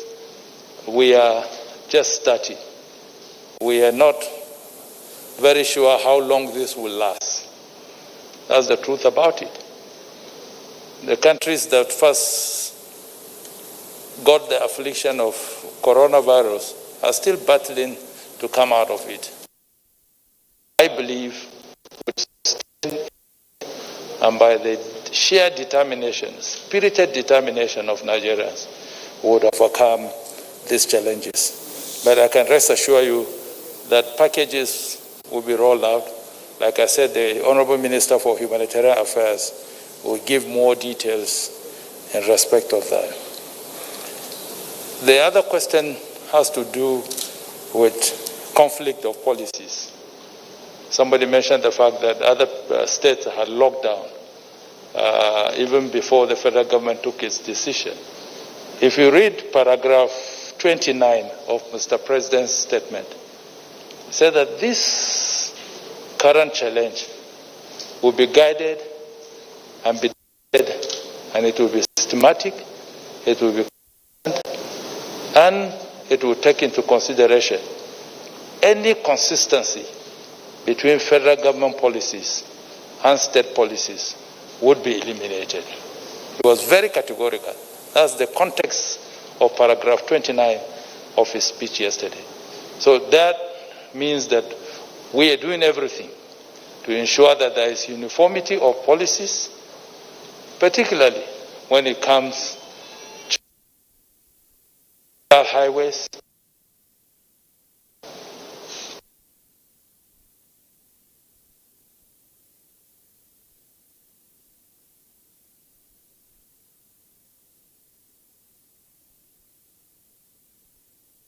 and other jurisdictions and territories that we might cross. The other question talks about time limit.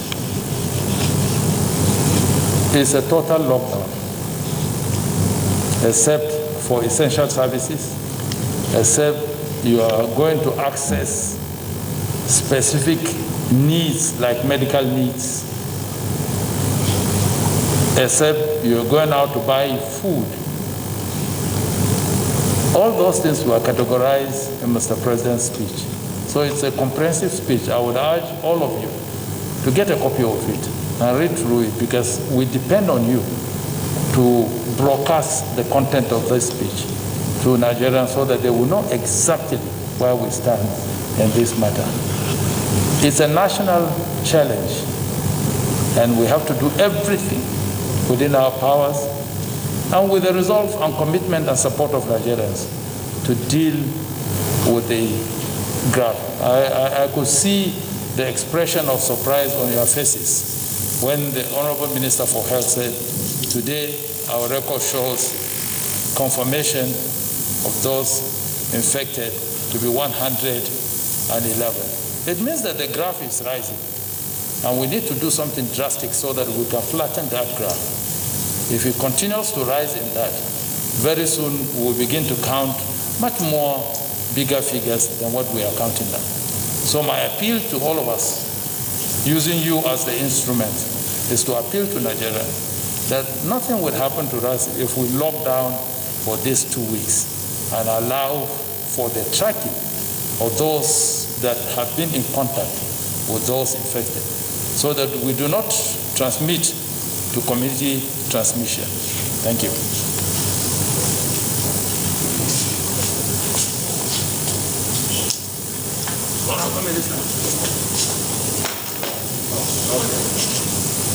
Okay.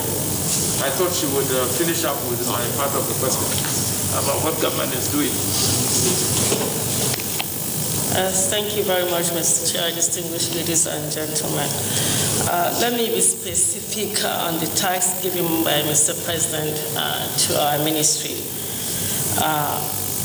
Mr. President, in his speech, mentioned the provision of relief materials to residents of satellite communities. And in paragraph 49 of that speech, Mr. President said that residents of satellite and commuter towns and communities around Lagos and Abuja, whose livelihoods will surely be affected by these restrictive measures, we shall deploy relief materials to ease their pains in the coming weeks. And to achieve this, we must really identify and reach the targets of such communities and residents using available data at our disposal. This we have started doing. NEMA has deployed all the trucks. They are on site, and before the end of today, these trucks will be deployed to these affected states, Lagos, Ogun, and Abuja.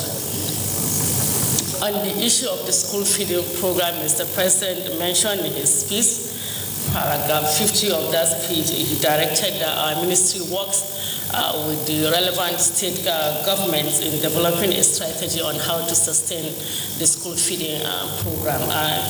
This we'll be doing, and I've already started contacting the governors on agreeing on the modalities to adopt, and I have accordingly contacted the program heads of this program, and this particular tax may really may have to go beyond the affected states, because as we are aware, all schools are closed down and children are at home. So we are looking at these modalities to see how we extend this directive to even the states where the lockdown has not affected.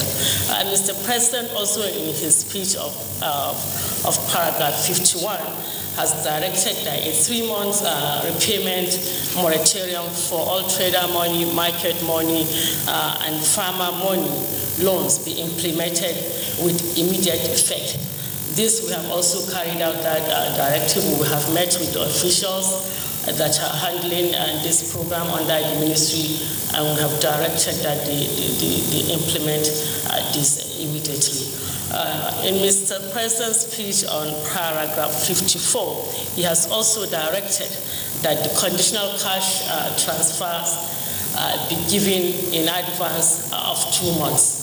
This we have also called the program heads, and we have directed that we start immediate payment of this cash transfer to the most poorest and vulnerable households in our country. Let me also reiterate here that because of this COVID-19, the vulnerable groups have to be expanded, because we are aware that we have people who live on daily wage.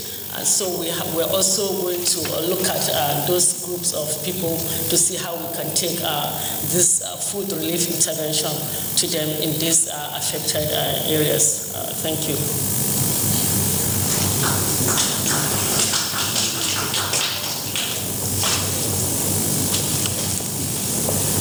Thank you, your Secretary of Government, Honourable Ministers.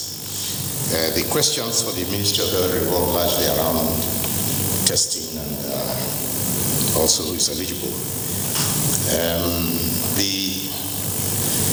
I need to say that from what we know so far, and there are many, up to 80% of people who contract the coronavirus disease either show no symptom or very little mild symptoms. And of the remaining 20%, about 15% can be quite severe, and about 4 or 5% is critical. Now,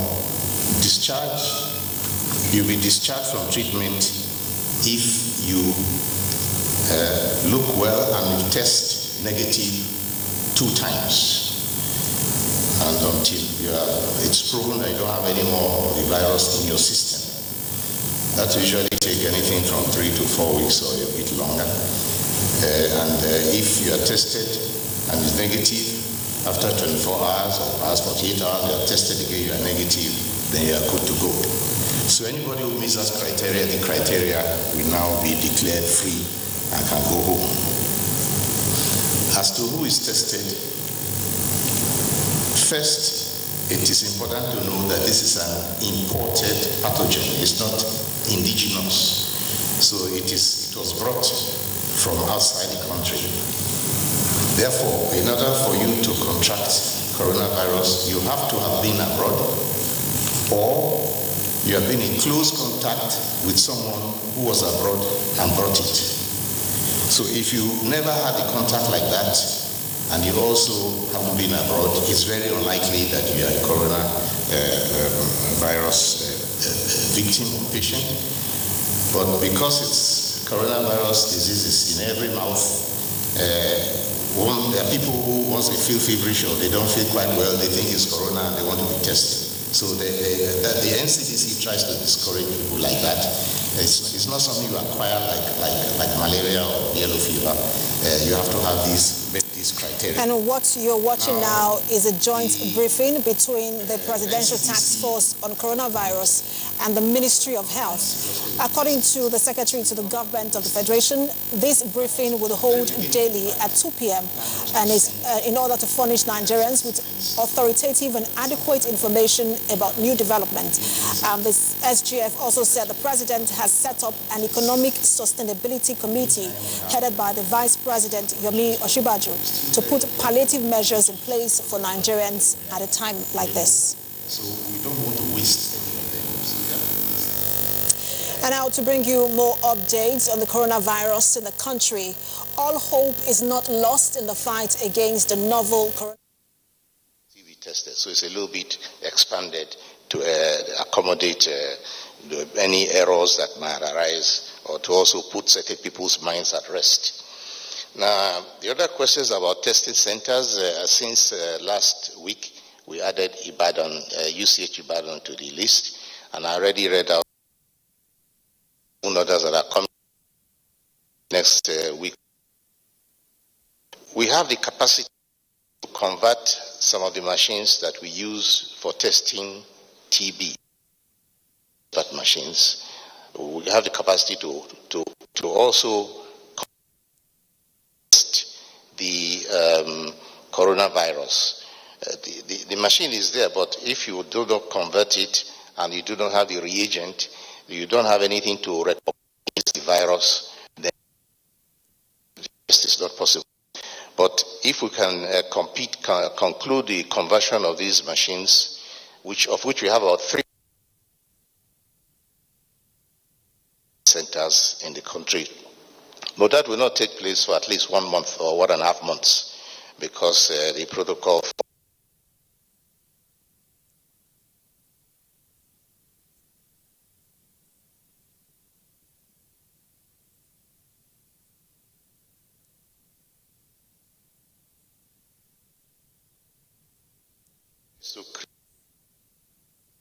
so it's possible to obtain samples from various and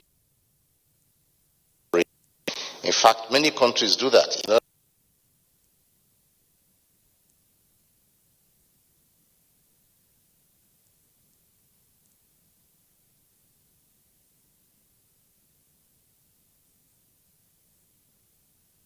Use one machine, then you are utilizing properly. So we do not want a situation where you have machines that are idle, but also have enough to go to conduct the test. As we have been speaking with governors, state governors, I had the privilege of joining in a teleconference with governors yesterday, and we discussed the issue of seeding out of coronavirus from the main hubs to the states, and also the isolation centers. We have urged every state to have an isolation center. Many of them have isolation centers for B and so on. But for this particular pathogen, yes, they are trying to use very centers. Even if it's a hotel, you can hotel that in fact those ones are very good because we have single rooms. You can stay in their room.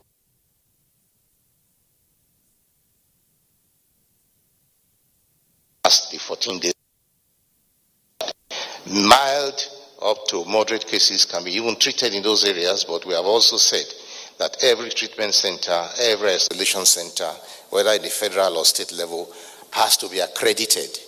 It must be accredited as fit to handle treatment of a disease that can be so terribly infectious, because there is high risk not only to other people who are around there, but even to the staff who are doing the treatment. As you know, in Europe, many people who are helping to treat coronavirus have themselves become infected. So you must know that you have people there who have been taught the protocol for treating coronavirus disease, well supervised, and the facility is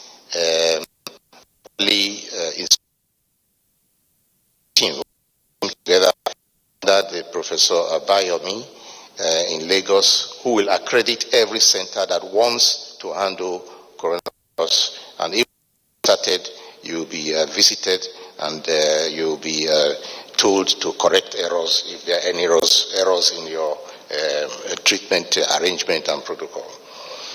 So the relationship with governors is very good. We are working together, and we are hoping that if we take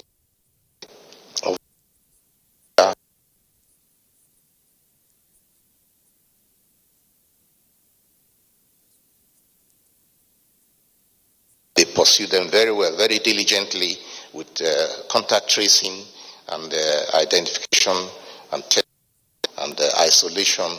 They can take care of those cases. Just the way the index case, the Italian that came here, just the way he was taken care of, he was discovered within 48 hours. The contacts were traced, 179 of them.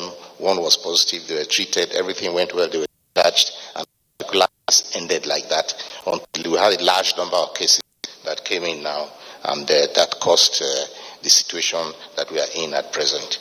I think I've answered all the questions that are connecting to the health sector. Honorable Minister of Health, we shall just allow one more question from Premium Time, the request that came in while you were speaking. Good afternoon. My name is Nikki Adebowale. I report for Premium Times. So, sir, interferon alpha 2 has been said to be to the treatment of COVID. So, are there plans of the government using this drug? Also, is there any workers from Cuba to try the drug in Nigeria. Thirdly, sir, you mentioned that someone else died over the weekend. The second person died. Can you give us a name and a location, please? Thank you.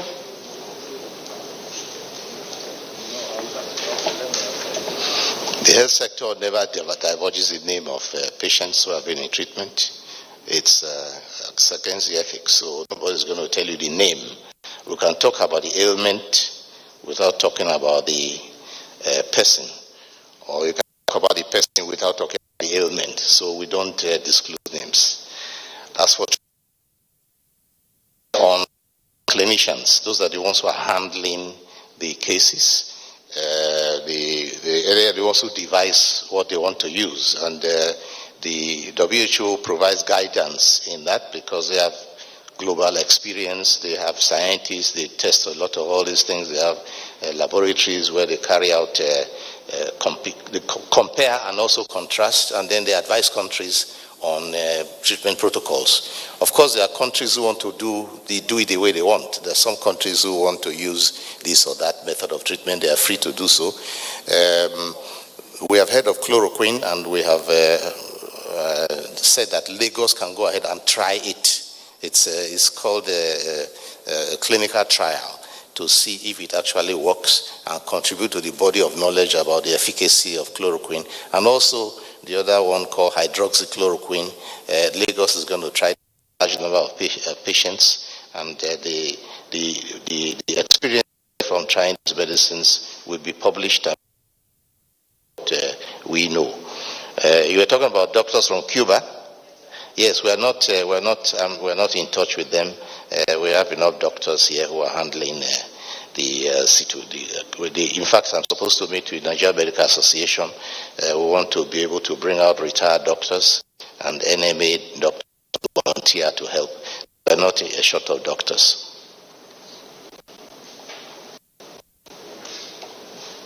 Before I invite the SGF to respond to one of the questions, we will take just a second round of questions, beginning with Jaisemi from AIT. Thank you very much. My question is to the task force, but particularly to the Minister of Health, Dr. Enahire. Sir, we want to know in specific terms, what's the number of ventilators that we have in the country? That's number one. Number two is, what's the volume of test kits on the ground? We know the entrepreneurial center is about 20,000. Why I'm asking this question is that if you look at what's happening in other clients that have these challenges, these are the questions that policymakers and top officials are having amongst themselves. And when you have these questions posed to you and you give the answer to Nigerians, there's this assurance that, okay, yes, this is what we have. Everybody, keep calm. We're doing what we need to do for you.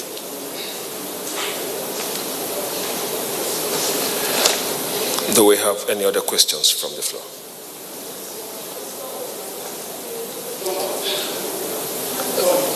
Come back and redirect the question. I'm going to answer that. Okay. Yes. What was the question? Was it the question that had to deal with donations? I answered the one about traveling by referring you to paragraph 29 of the President's brokers, where he spoke explicitly that where there are inconsistencies, they will be resolved. So we will take steps to resolve those inconsistencies. The President has spoken, and obviously the statement of the President as to the lockdown would take priority in terms of implementation over and above whatever any other person has done. Do you get the answer?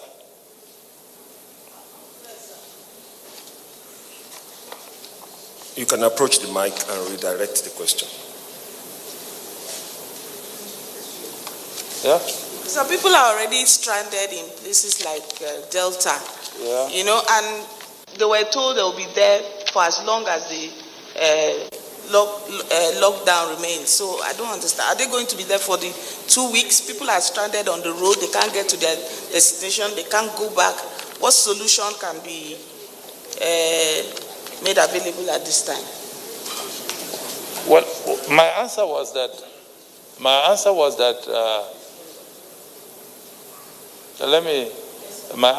very, very clear. I referred you to a particular paragraph. We are mindful of the fact that there are those inconsistencies in policies. Some states began to implement their lockdown even before the president's broadcast. The president's broadcast was very definitive and categorical. We are only locking down Lagos, Ogun, and the Federal Capital Territory. Those are the only 3 designated areas for the lockdown now. We would approach, if by the time we finish this meeting, I will make some calls, I will find out from the security agencies what is happening in those borders. I expected that after Mr. President's broadcast yesterday, what should ordinarily happen is that if you had stopped people from getting to their destinations, that broadcast should have enabled you to release those people to get to their destinations. You can put proactive measures as a toll gate to ensure that you test them and allow them to get to their destinations. That was what we did at the airports before we finally locked down the airports. We gave time. These things, like he said in his paragraph 29, would be systematic, would be consistent, and it will be based on best practices. So the other question that was asked was with regards to donations. Well, there have been announcements from different quarters. I will start from our donor partners. But we've received commitments from the EU, from a couple of other international bodies, the EU, the United Nations Group, the Nigeria Economic Summit Group, and the corporate Nigeria. We have received donations, we have received pledges from different organizations and individuals. And the coalition of the private sector, ably led by the governor of the central bank and Alhaji Aliko Dangote, about 2 days ago, I think the governor of the central bank, on behalf of that coalition, announced through a press conference in Lagos, you must have seen it, where the coalition of private sectors in Nigeria have made a commitment to deploy resources to the tune of about 120 billion naira in their aid to ensure that collectively as a people and with the cooperation and support of the government that we deal with this pandemic. I believe they are going to own up to their words. We've been talking with them. Even this afternoon, I spoke to Alhaji Aliko Dangote. I've been speaking with the governor of the central bank. They have asked for the list of items that we need to build capacity and ensure that we have sufficient consumables, testing material, ventilators, and the rest. And that list of equipment have been sent to them.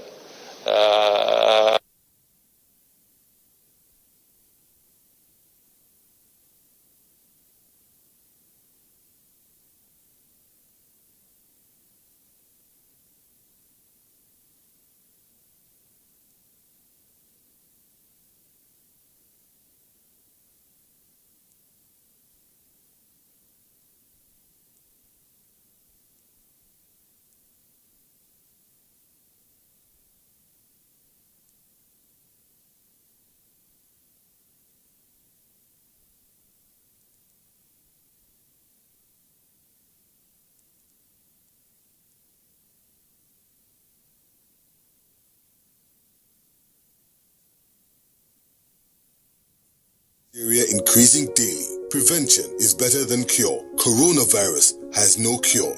The virus spreads from one person who affects 2 persons, and by the time the affected person is isolated, the 2 persons have affected 4, and it keeps spreading.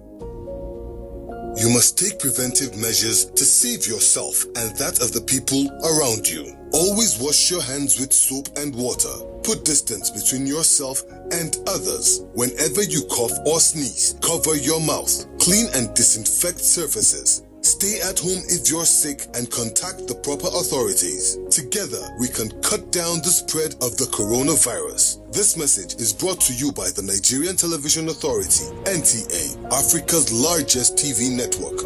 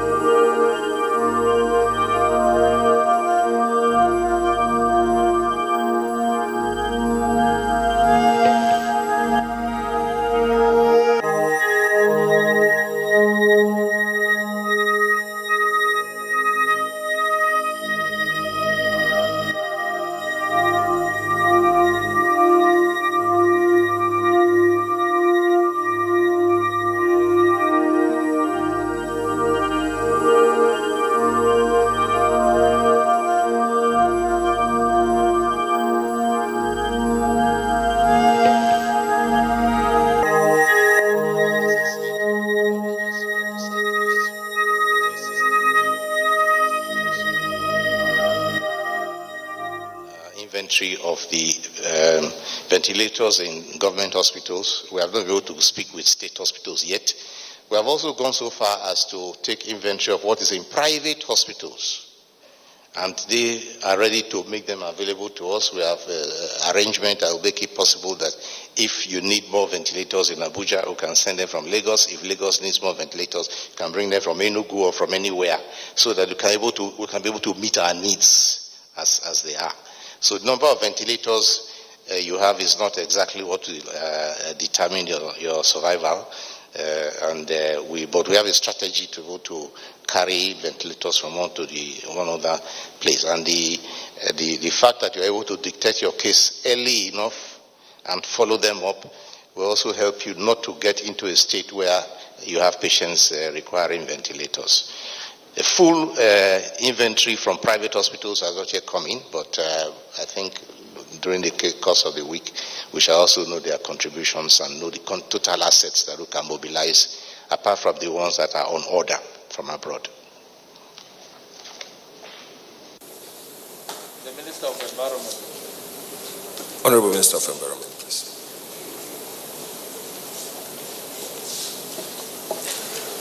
Mr. Chairman, members of the PTF.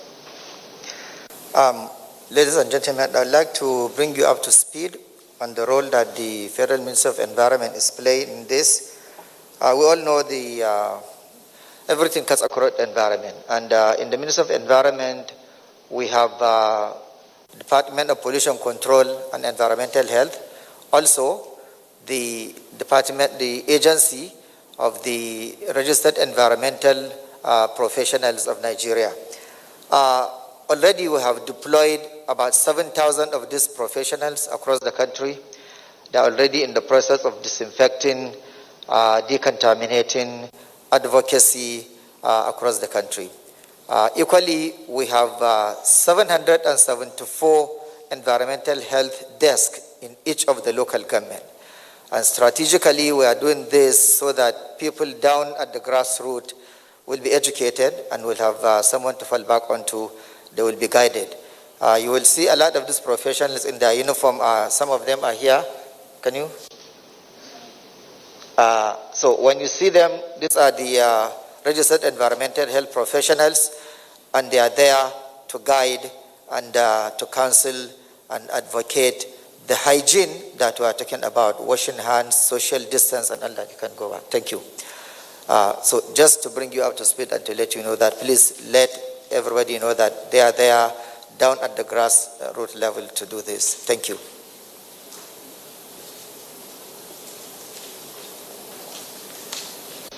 With that intervention from the Minister of Environment, we have come to the end of today's briefing. This will be done daily at this venue at 2 p.m. But before we close, we just want to thank all the stations, radio and television stations, as well as online platforms that have been broadcasting this program live. We'll see you tomorrow. Thank you very much.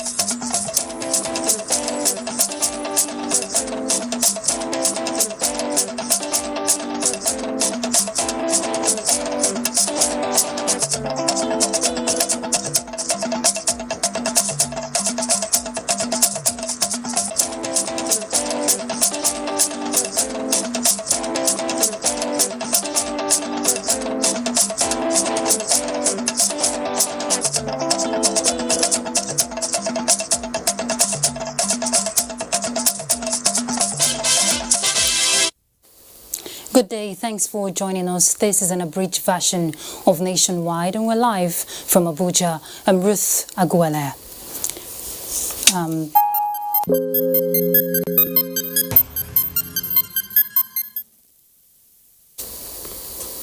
Let's begin with an update of COVID-19. We know the Presidential Task Force press briefing just ended, and the response strategy of the Presidential Task Force Committee on COVID-19 shall remain focused on testing, detection, contact tracing, containment, slowing down the spread and management of coronavirus. Chairman of the Presidential Committee on COVID-19 and Secretary to the Government of the Federation, Boss Mustafa, stated this at the committee's press briefing. He said President Buhari approved constitution of an Economic Sustainability Committee on COVID-19 to be chaired by Vice President Professor Yemi Oshibajo. Meanwhile, Nigeria has recorded its second death from COVID-19. Minister of Health, Dr. Osage Henry, who announced this, says the patient had underlying health condition. Developed and is being constantly reviewed as dictated by developments. Boss Mustafa there giving us an update on the situation of COVID-19 in Nigeria. But the federal government has directed the cessation of all movement in Lagos and Abuja, the nation's capital, for an initial period of 14 days. Now, the lockdown, which also affects Ogun State due to its proximity to Lagos, begins at 11 p.m. on Monday, that is today, 30th of March. President Muhammadu Buhari, who gave the directive in a nationwide broadcast, said the measure is aimed at containing the spread of coronavirus pandemic in the country. Let's hear from State House correspondent Adamu Sambo, who has all the details. The whole instruments of government are now mobilized to confront what has now become both a health emergency and an economic crisis. As a nation, President Muhammadu Buhari said Nigeria's response to COVID-19 must be guided, systematic and professional. And in doing so, he emphasized there is no such thing as overreaction or underreaction, rather the right reaction by critical institutions of government and experts. He said with Lagos and the FCT having the highest number of confirmed cases of coronavirus, cessation of all movements is imperative. All citizens in these areas are to stay in their homes.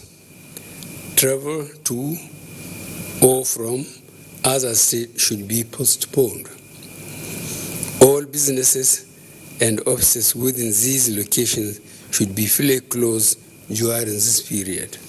We will use this containment period to identify, trace, and isolate all individuals that have come into contact with confirmed cases. We will ensure the treatment of confirmed cases while restricting further spread to other states. The restriction order, he said, does not apply to institutions and individuals on essential services. President Buhari explained that the federal government is fully aware that such measures will cause hardship and inconveniences to many citizens. He was, however, quick to add that with the dreadful situation in other parts of the world, this is a matter of life and death. We must all see this as our national and patriotic duty to control and contain the spread of this virus. I will therefore ask all of us affected by this order to put aside our personal comfort to safeguard ourselves and fellow human beings. This common enemy can only be controlled if we all come together and obey scientific and medical advice. President Buhari announced various palliative measures to ease the pains of those whose livelihoods will be affected by the restrictive measures in the coming weeks, while directing the Ministry of Humanitarian Affairs to develop strategies towards sustaining the school feeding program during this period. The President also ordered the immediate implementation of a 3-month repayment moratorium for all trader money, market money, and farmer money loans. I have also directed that a similar moratorium be given to all federal government-funded loans issued by the Bank of Industry, Bank of Agriculture, and the Nigerian Export-Import Bank. For the most vulnerable in our society, I have directed that the conditional cash transfers for the next 2 months be paid immediately. Our internally displaced persons will also receive 2 months of food rations in the coming weeks. We also call on all Nigerians to take personal responsibility to support those who are vulnerable within their communities, helping them with whatever they may need. The federal government, he said, is committed to doing whatever it takes towards confronting COVID-19. I want to assure you all that government ministries, departments and agencies with a role to play in the outbreak response are working hard to bring this virus under control. President Muhammadu Buhari thanked all healthcare workers and other essential staff on the front lines of the response against the global pandemic for their dedication and commitment, describing them as true heroes. From the State House, Adamu Sambu, NTA News. And to talk more on the President's broadcast, we have in the studio David Akoji. He's from the National Orientation Agency. Thank you very much, Mr. Akoji. Thank you very much. Now, what would you make of the President's speech, especially as the infection rate increases daily? And we just recorded another death from the Presidential Task Force press briefing we had. What should Nigerians deduce from the message of the President? Well, the President is offering a message of hope. Is offering assurance with regards to the fact that government is actually on top of this situation and that everything that is necessary is being done to ensure that casualties and infections are minimized. The President is stressing the fact that we need to do our part as citizens by abiding by the policies that government is putting out and various experts, on the control of this pandemic. Policies such as the necessity to wash our hands, to observe social distancing, and then to stay at home. And part of staying at home, we know that lockdown begins today. Yes. Now, before this lockdown decision was taken, we see people go about their normal businesses like they don't care, so to say. What has the NOA been doing about that in terms of enlightenment? Well, we have been doing quite a lot at state capitals across the country as well as at local governments. The big challenge actually is in the rural areas where there's challenge of running water, and you actually need running water to get a proper hand wash. So how we have gotten around this is we've encouraged people in the villages, in the markets, to set up tanks and put tap heads, and then put water in this. As you open that, you have a running water situation, and you can use soap, and properly wash your hands. So this is what we're encouraging the folks in the rural areas, to do as a measure towards preventing themselves from contacting the virus. Okay, and still on the rural communities, any plan to expand the scope? I'm talking about local languages and passing these messages across. Our chief community orientation and mobilization officers are recruited from the various local governments that they are stationed, and so they speak the language. So much of the advocacy that we're doing is in languages. Where we find that there's a bit of a challenge for which we would need help, and we are getting some help from state governments like in Lagos, in Kano and Jigawa. Specifically, I can tell you this ones, is how to navigate. A typical local government has like 20 villages, and you need to reach all of those 20 villages with this advocacy messages so that they know what to do and you don't leave out any gaps. We definitely don't want to leave out any gap in containing the spread of the virus. Thank you so much, Mr. David Akoji. Thank you. Thank you very much. All right, countdown to lockdown of the Federal Capital Territory is now in hours and not in days. But will filling stations be open during this period? Let's get some clarification. Abuja, a city in its last moments to lockdown. All racing to get what can sustain them for fortnight. But the vehicles doing the racing need not to worry because the filling stations will be open during the lockdown. But the owners are afraid, so the queues are emerging, while some not dispensing. I'm not aware that filling stations will be open tomorrow. I don't know about it. The filling stations will be open. That is why they say my Ogasi we should be coming to work, 2 supervisor, 2 attendant for all those exercises so that we can be able to give it to public. Department of Petroleum Resources, DPR, is out on the field. 1, to allay the fears, and secondly, to ensure no hoarding of the product. So, close check on the manifest and physical monitoring of the underground content. The retail outlets are supposed to be opened. So that's why we are out here today to make sure that all the stations are opened. And if we find out any station that is closed, we need to come and find out why it's closed. Unreliable electricity compels many to get petrol for their generating sets. Since there is no movement, you have to buy for the generators and the cars so that you'll be able to sustain yourself for the period. But the presence of DPR keeps some wedded to their own jerrycans because DPR frowns at it. Filling station owners, they should desist from selling to a jerrycan. Quite a lot of discomfort, but it's a price to pay for the eradication of COVID-19 by all. Mie Ogede, NTA News. Many thanks, Mia. Sustenance is a key word there, but let's join our correspondent Mahmoud Ibn Mohammed in Bauchi, who is with a guest, Dr. Mahmoud Dalhatu. He's the Vice President, Nigerian Infectious Disease Society, to speak more on the COVID-19. Mahmoud, it's your turn. Thank you, Ruth. Welcome to Bauchi. And with me is Dr. Mahmoud Dalhatu, Vice President, Infectious Disease Society. Doctor, you're welcome. Thank you for having me. Doctor, as an infectious disease expert, what gaps do you perceive in our national response, and how best can that be closed? Yeah, so we are aware of a lot of efforts being carried out by public health authorities in the country before we even reported our first case, and those efforts are continuous. And then the recent activation of the Presidential Task Force, so that this response will have the highest level of political will we can have. That is commendable. As we move into the next phase of the outbreak, where we foresee increase in numbers of cases in geometric progression, given what we have seen in other countries, our major concern is that government and healthcare workers continue to work to ensure that there are availability of bed space to take care of these numbers, and there are availability of healthcare workers to take care of these patients.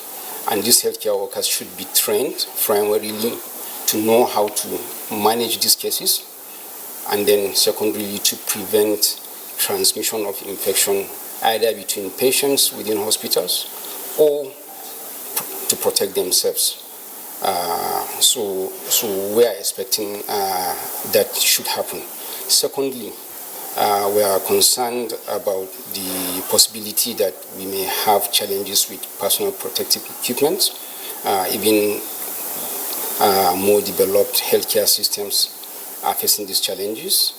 So we expect that attention should be given to that to ensure that healthcare workers have the protective gear they need to protect themselves, to give them confidence to go ahead and take care of our patients.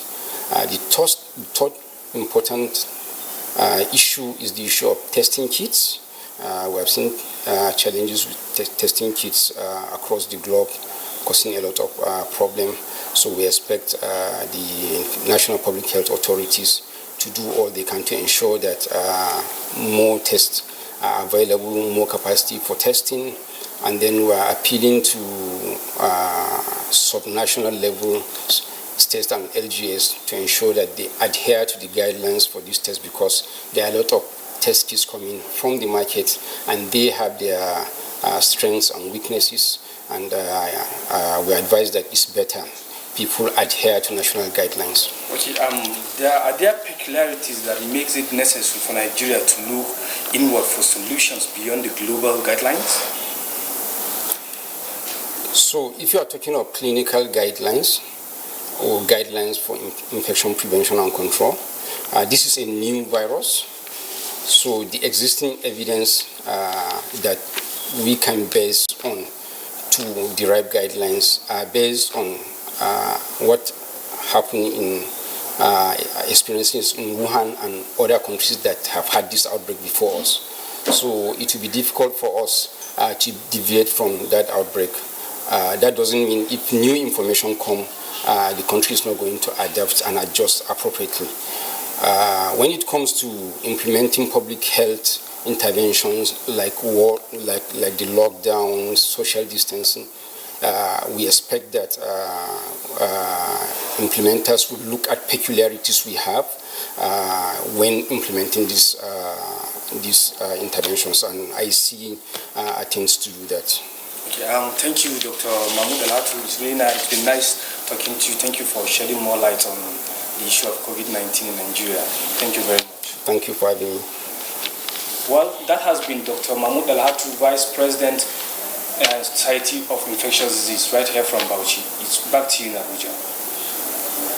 Thank you very much, Mahmoud Ibn Mohammed there, speaking with the guests, talking more on COVID-19. And the Nigerian Senate has announced the decision by senators to contribute 50% of their salaries to the efforts on response to the spread and treatment of coronavirus in Nigeria. In a statement by the acting spokesman for the Senate, Senator Godia Akwashiki announced that after due consultations following a keen review of the national efforts to contain the coronavirus pandemic in Nigeria, the Senate wishes to announce that from March 2020, senators will be donating 50% of their salaries to these efforts to stop the spread of the disease in the country. The statement explained that these monthly contributions from the Senate will be sustained until Nigeria is declared safe from the ravages of this deadly disease. It also commended the efforts of President Muhammadu Buhari, ministries, departments and agencies towards the goal of securing the nation against this plague, as the Senate is willing and ready to do whatever is required of the legislature for the effectiveness of all the measures in place now or that may be required in the future to win the fight against the menace. It also acknowledges the patriotic response of public-spirited individuals and organizations who have contributed in one way or the other in support of this fight against the virus. The Senate further appeals to the citizens to comply with the directives on social distancing and observance of basic rules of hygiene, as explained by public health officials, as the most effective way to protect ourselves, families and country against COVID-19. Let's go on a break. We'll be back shortly, so stay tuned. The coronavirus, also known as COVID-19, has been declared by the World Health Organization as a global pandemic. While clinical trials are ongoing for a vaccine and a possible cure, there is no known treatment for the coronavirus. Nigeria has recorded some of these cases, and people are advised to take these preventive measures to keep themselves safe and contain the further spread of the virus. Wash your hands frequently with soap and water, or use hand sanitizers all the time. Maintain social distancing. Avoid touching your eyes, nose, and mouth. Practice respiratory hygiene. If you have fever, cough, and difficulty breathing, seek medical care early. Do not panic. Stop the spread of unconfirmed news. Follow the official government news outlets and report all cases immediately. This message is brought to you by the Nigerian Television Authority, NTA, Africa's largest television network. Africa is a land of opportunities. There's no better time to be and become an entrepreneur in Africa. When I got my seed capital, it was just an idea. I didn't even have a business. There was no happy coffee. Right now, we are employing 22 young people. De recevoir le financement qui m'a aidé à démarrer cette activité et aider beaucoup. Having been an entrepreneur myself, let me help to create more. That is the driving force behind the Tony Elmelu Foundation. No one but us will develop Africa. We need to look inward to see how we can share prosperity. The future of Africa is in your hands.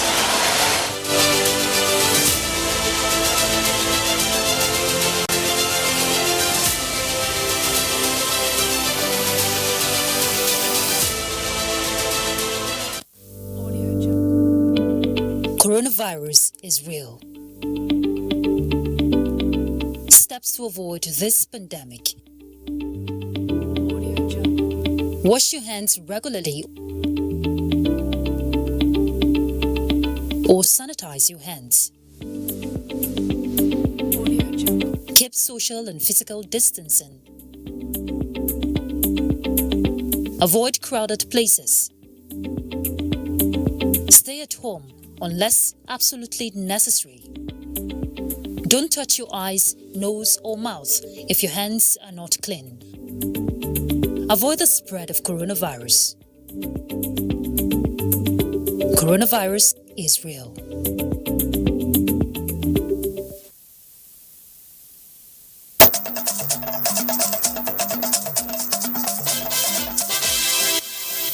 Thanks for staying with us. COVID-19 has taken its toll on almost every facet of human endeavor. But we have a segment of the society who carries the burden of living with another viral disease, which science has been able to discover effective ways of preventing and ensure that people continue to live a normal life with the virus. I'm talking about HIV and AIDS. And we have in the studio the Director General of the National Agency for the Control of AIDS, Dr. Gambo Gumel Aliyu, to talk to us on the plight of people living with HIV and AIDS in the face of COVID-19. Thank you very much for joining us. Thank you. Now, what can you tell us? What is the link between COVID-19 and HIV and AIDS? What is the plight of people who are living with HIV and AIDS, especially at this time? What should be put into consideration for them?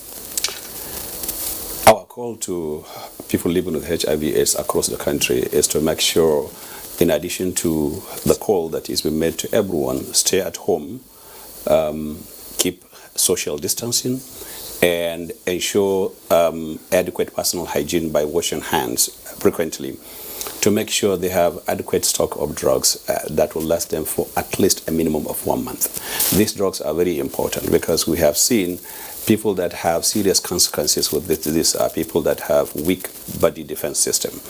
And HIV does weaken the body defense system. In fact, that is how it works. It destroys the body defense system and it makes the individual vulnerable to every disease or all diseases that are capable of causing illness in human beings. And because of that, we don't want them to joke. We don't want them to play with their medication. They should go to their centers where they take these medications and get their refill, medication refill for at least 1 month if they don't have now. And if they have for 1 month, they should stay at home. They should maintain social distancing, and they should eat well and remain healthy. And if they notice any symptoms that is looking like suspicious, for COVID-19, they should call the NCDC hotline immediately, or they should call us because they have access to us at NACA, or they should call Network of People Living with HIV/AIDS and report those symptoms, and we will report it to the relevant body. The task force will take charge of that. So safety is paramount for persons like that. Safety is paramount. So it's not a total shutdown for them. The shutdown is really very important. They need to be at home. Yes, they need to be at home. No, I'm talking about the immune system now. If they the immune system, the immune system works well with this drug. Without this drug, the immune system is weakened by the virus, and because of that, at this material time, if they have dropped out of treatment, they should quickly go back to those centers and start taking their medication. If they are on medication and they have medication in stock that is less than, or that will cover them for less than a month, they should quickly go back to their centers and get these refills. We have drugs all over the country, and drugs are now being moved to various centers across the country, so they should take advantage of that. All right, that's the much we can take. Thank you so much, Dr. Gambo Gomelaliyu. He's the DG NACA. Thank you for that enlightenment. Thank you. All right, let's head to Lagos right away as we join Hingano John Adams for more reports on Nationwide. Thank you, Ruth. We have a cheering news here in Lagos as the state government has discharged 5 coronavirus patients at the mainland hospital Yaba. Nosa Usula reports that this brings to 8 the total number of discharged patients from the center. Patients who had been quarantined at the isolation center for weeks looked stable and unruffled. The discharged patients expressed joy and satisfaction over the treatment they received. Speaking to the media, one of the patients told people not to panic as the virus could be defeated. While thanking Governor Babajide Sanwo-Olu for his support and proactiveness, they pleaded that the workers at the center should be given life insurance. I came in here on the 15th, and after the test proved inconclusive, was asked to come back the next day. And that next day, I was admitted alongside some others. Things turned out to be fine. We were taken care of by the health officials on ground, and all our complaints were attended to. And now, I'm a living proof, a living witness alongside my other colleagues that we can beat it. We can beat it. And I want to assure others that this is not their home, this is not their resting place. Because from the second day I came here, there was improvement up to this moment. So I thank you guys. It would be recalled that Governor Babajide Sanwo-Olu had earlier in the broadcast said that some patients who previously tested positive would be released if their confirmatory tests are negative. In Lagos, Nosa Usula, NTA News. That's it from here. It's now back to Ruth. Many thanks, Hingino. We hope to see and hear of more cheering news coming from that end and all over Nigeria. And on that note, we end Nationwide today. Many thanks for your time. And as the lockdown begins for Abuja, Lagos and Ogun State, please stay safe. I'm Ruth Aguele. Bye.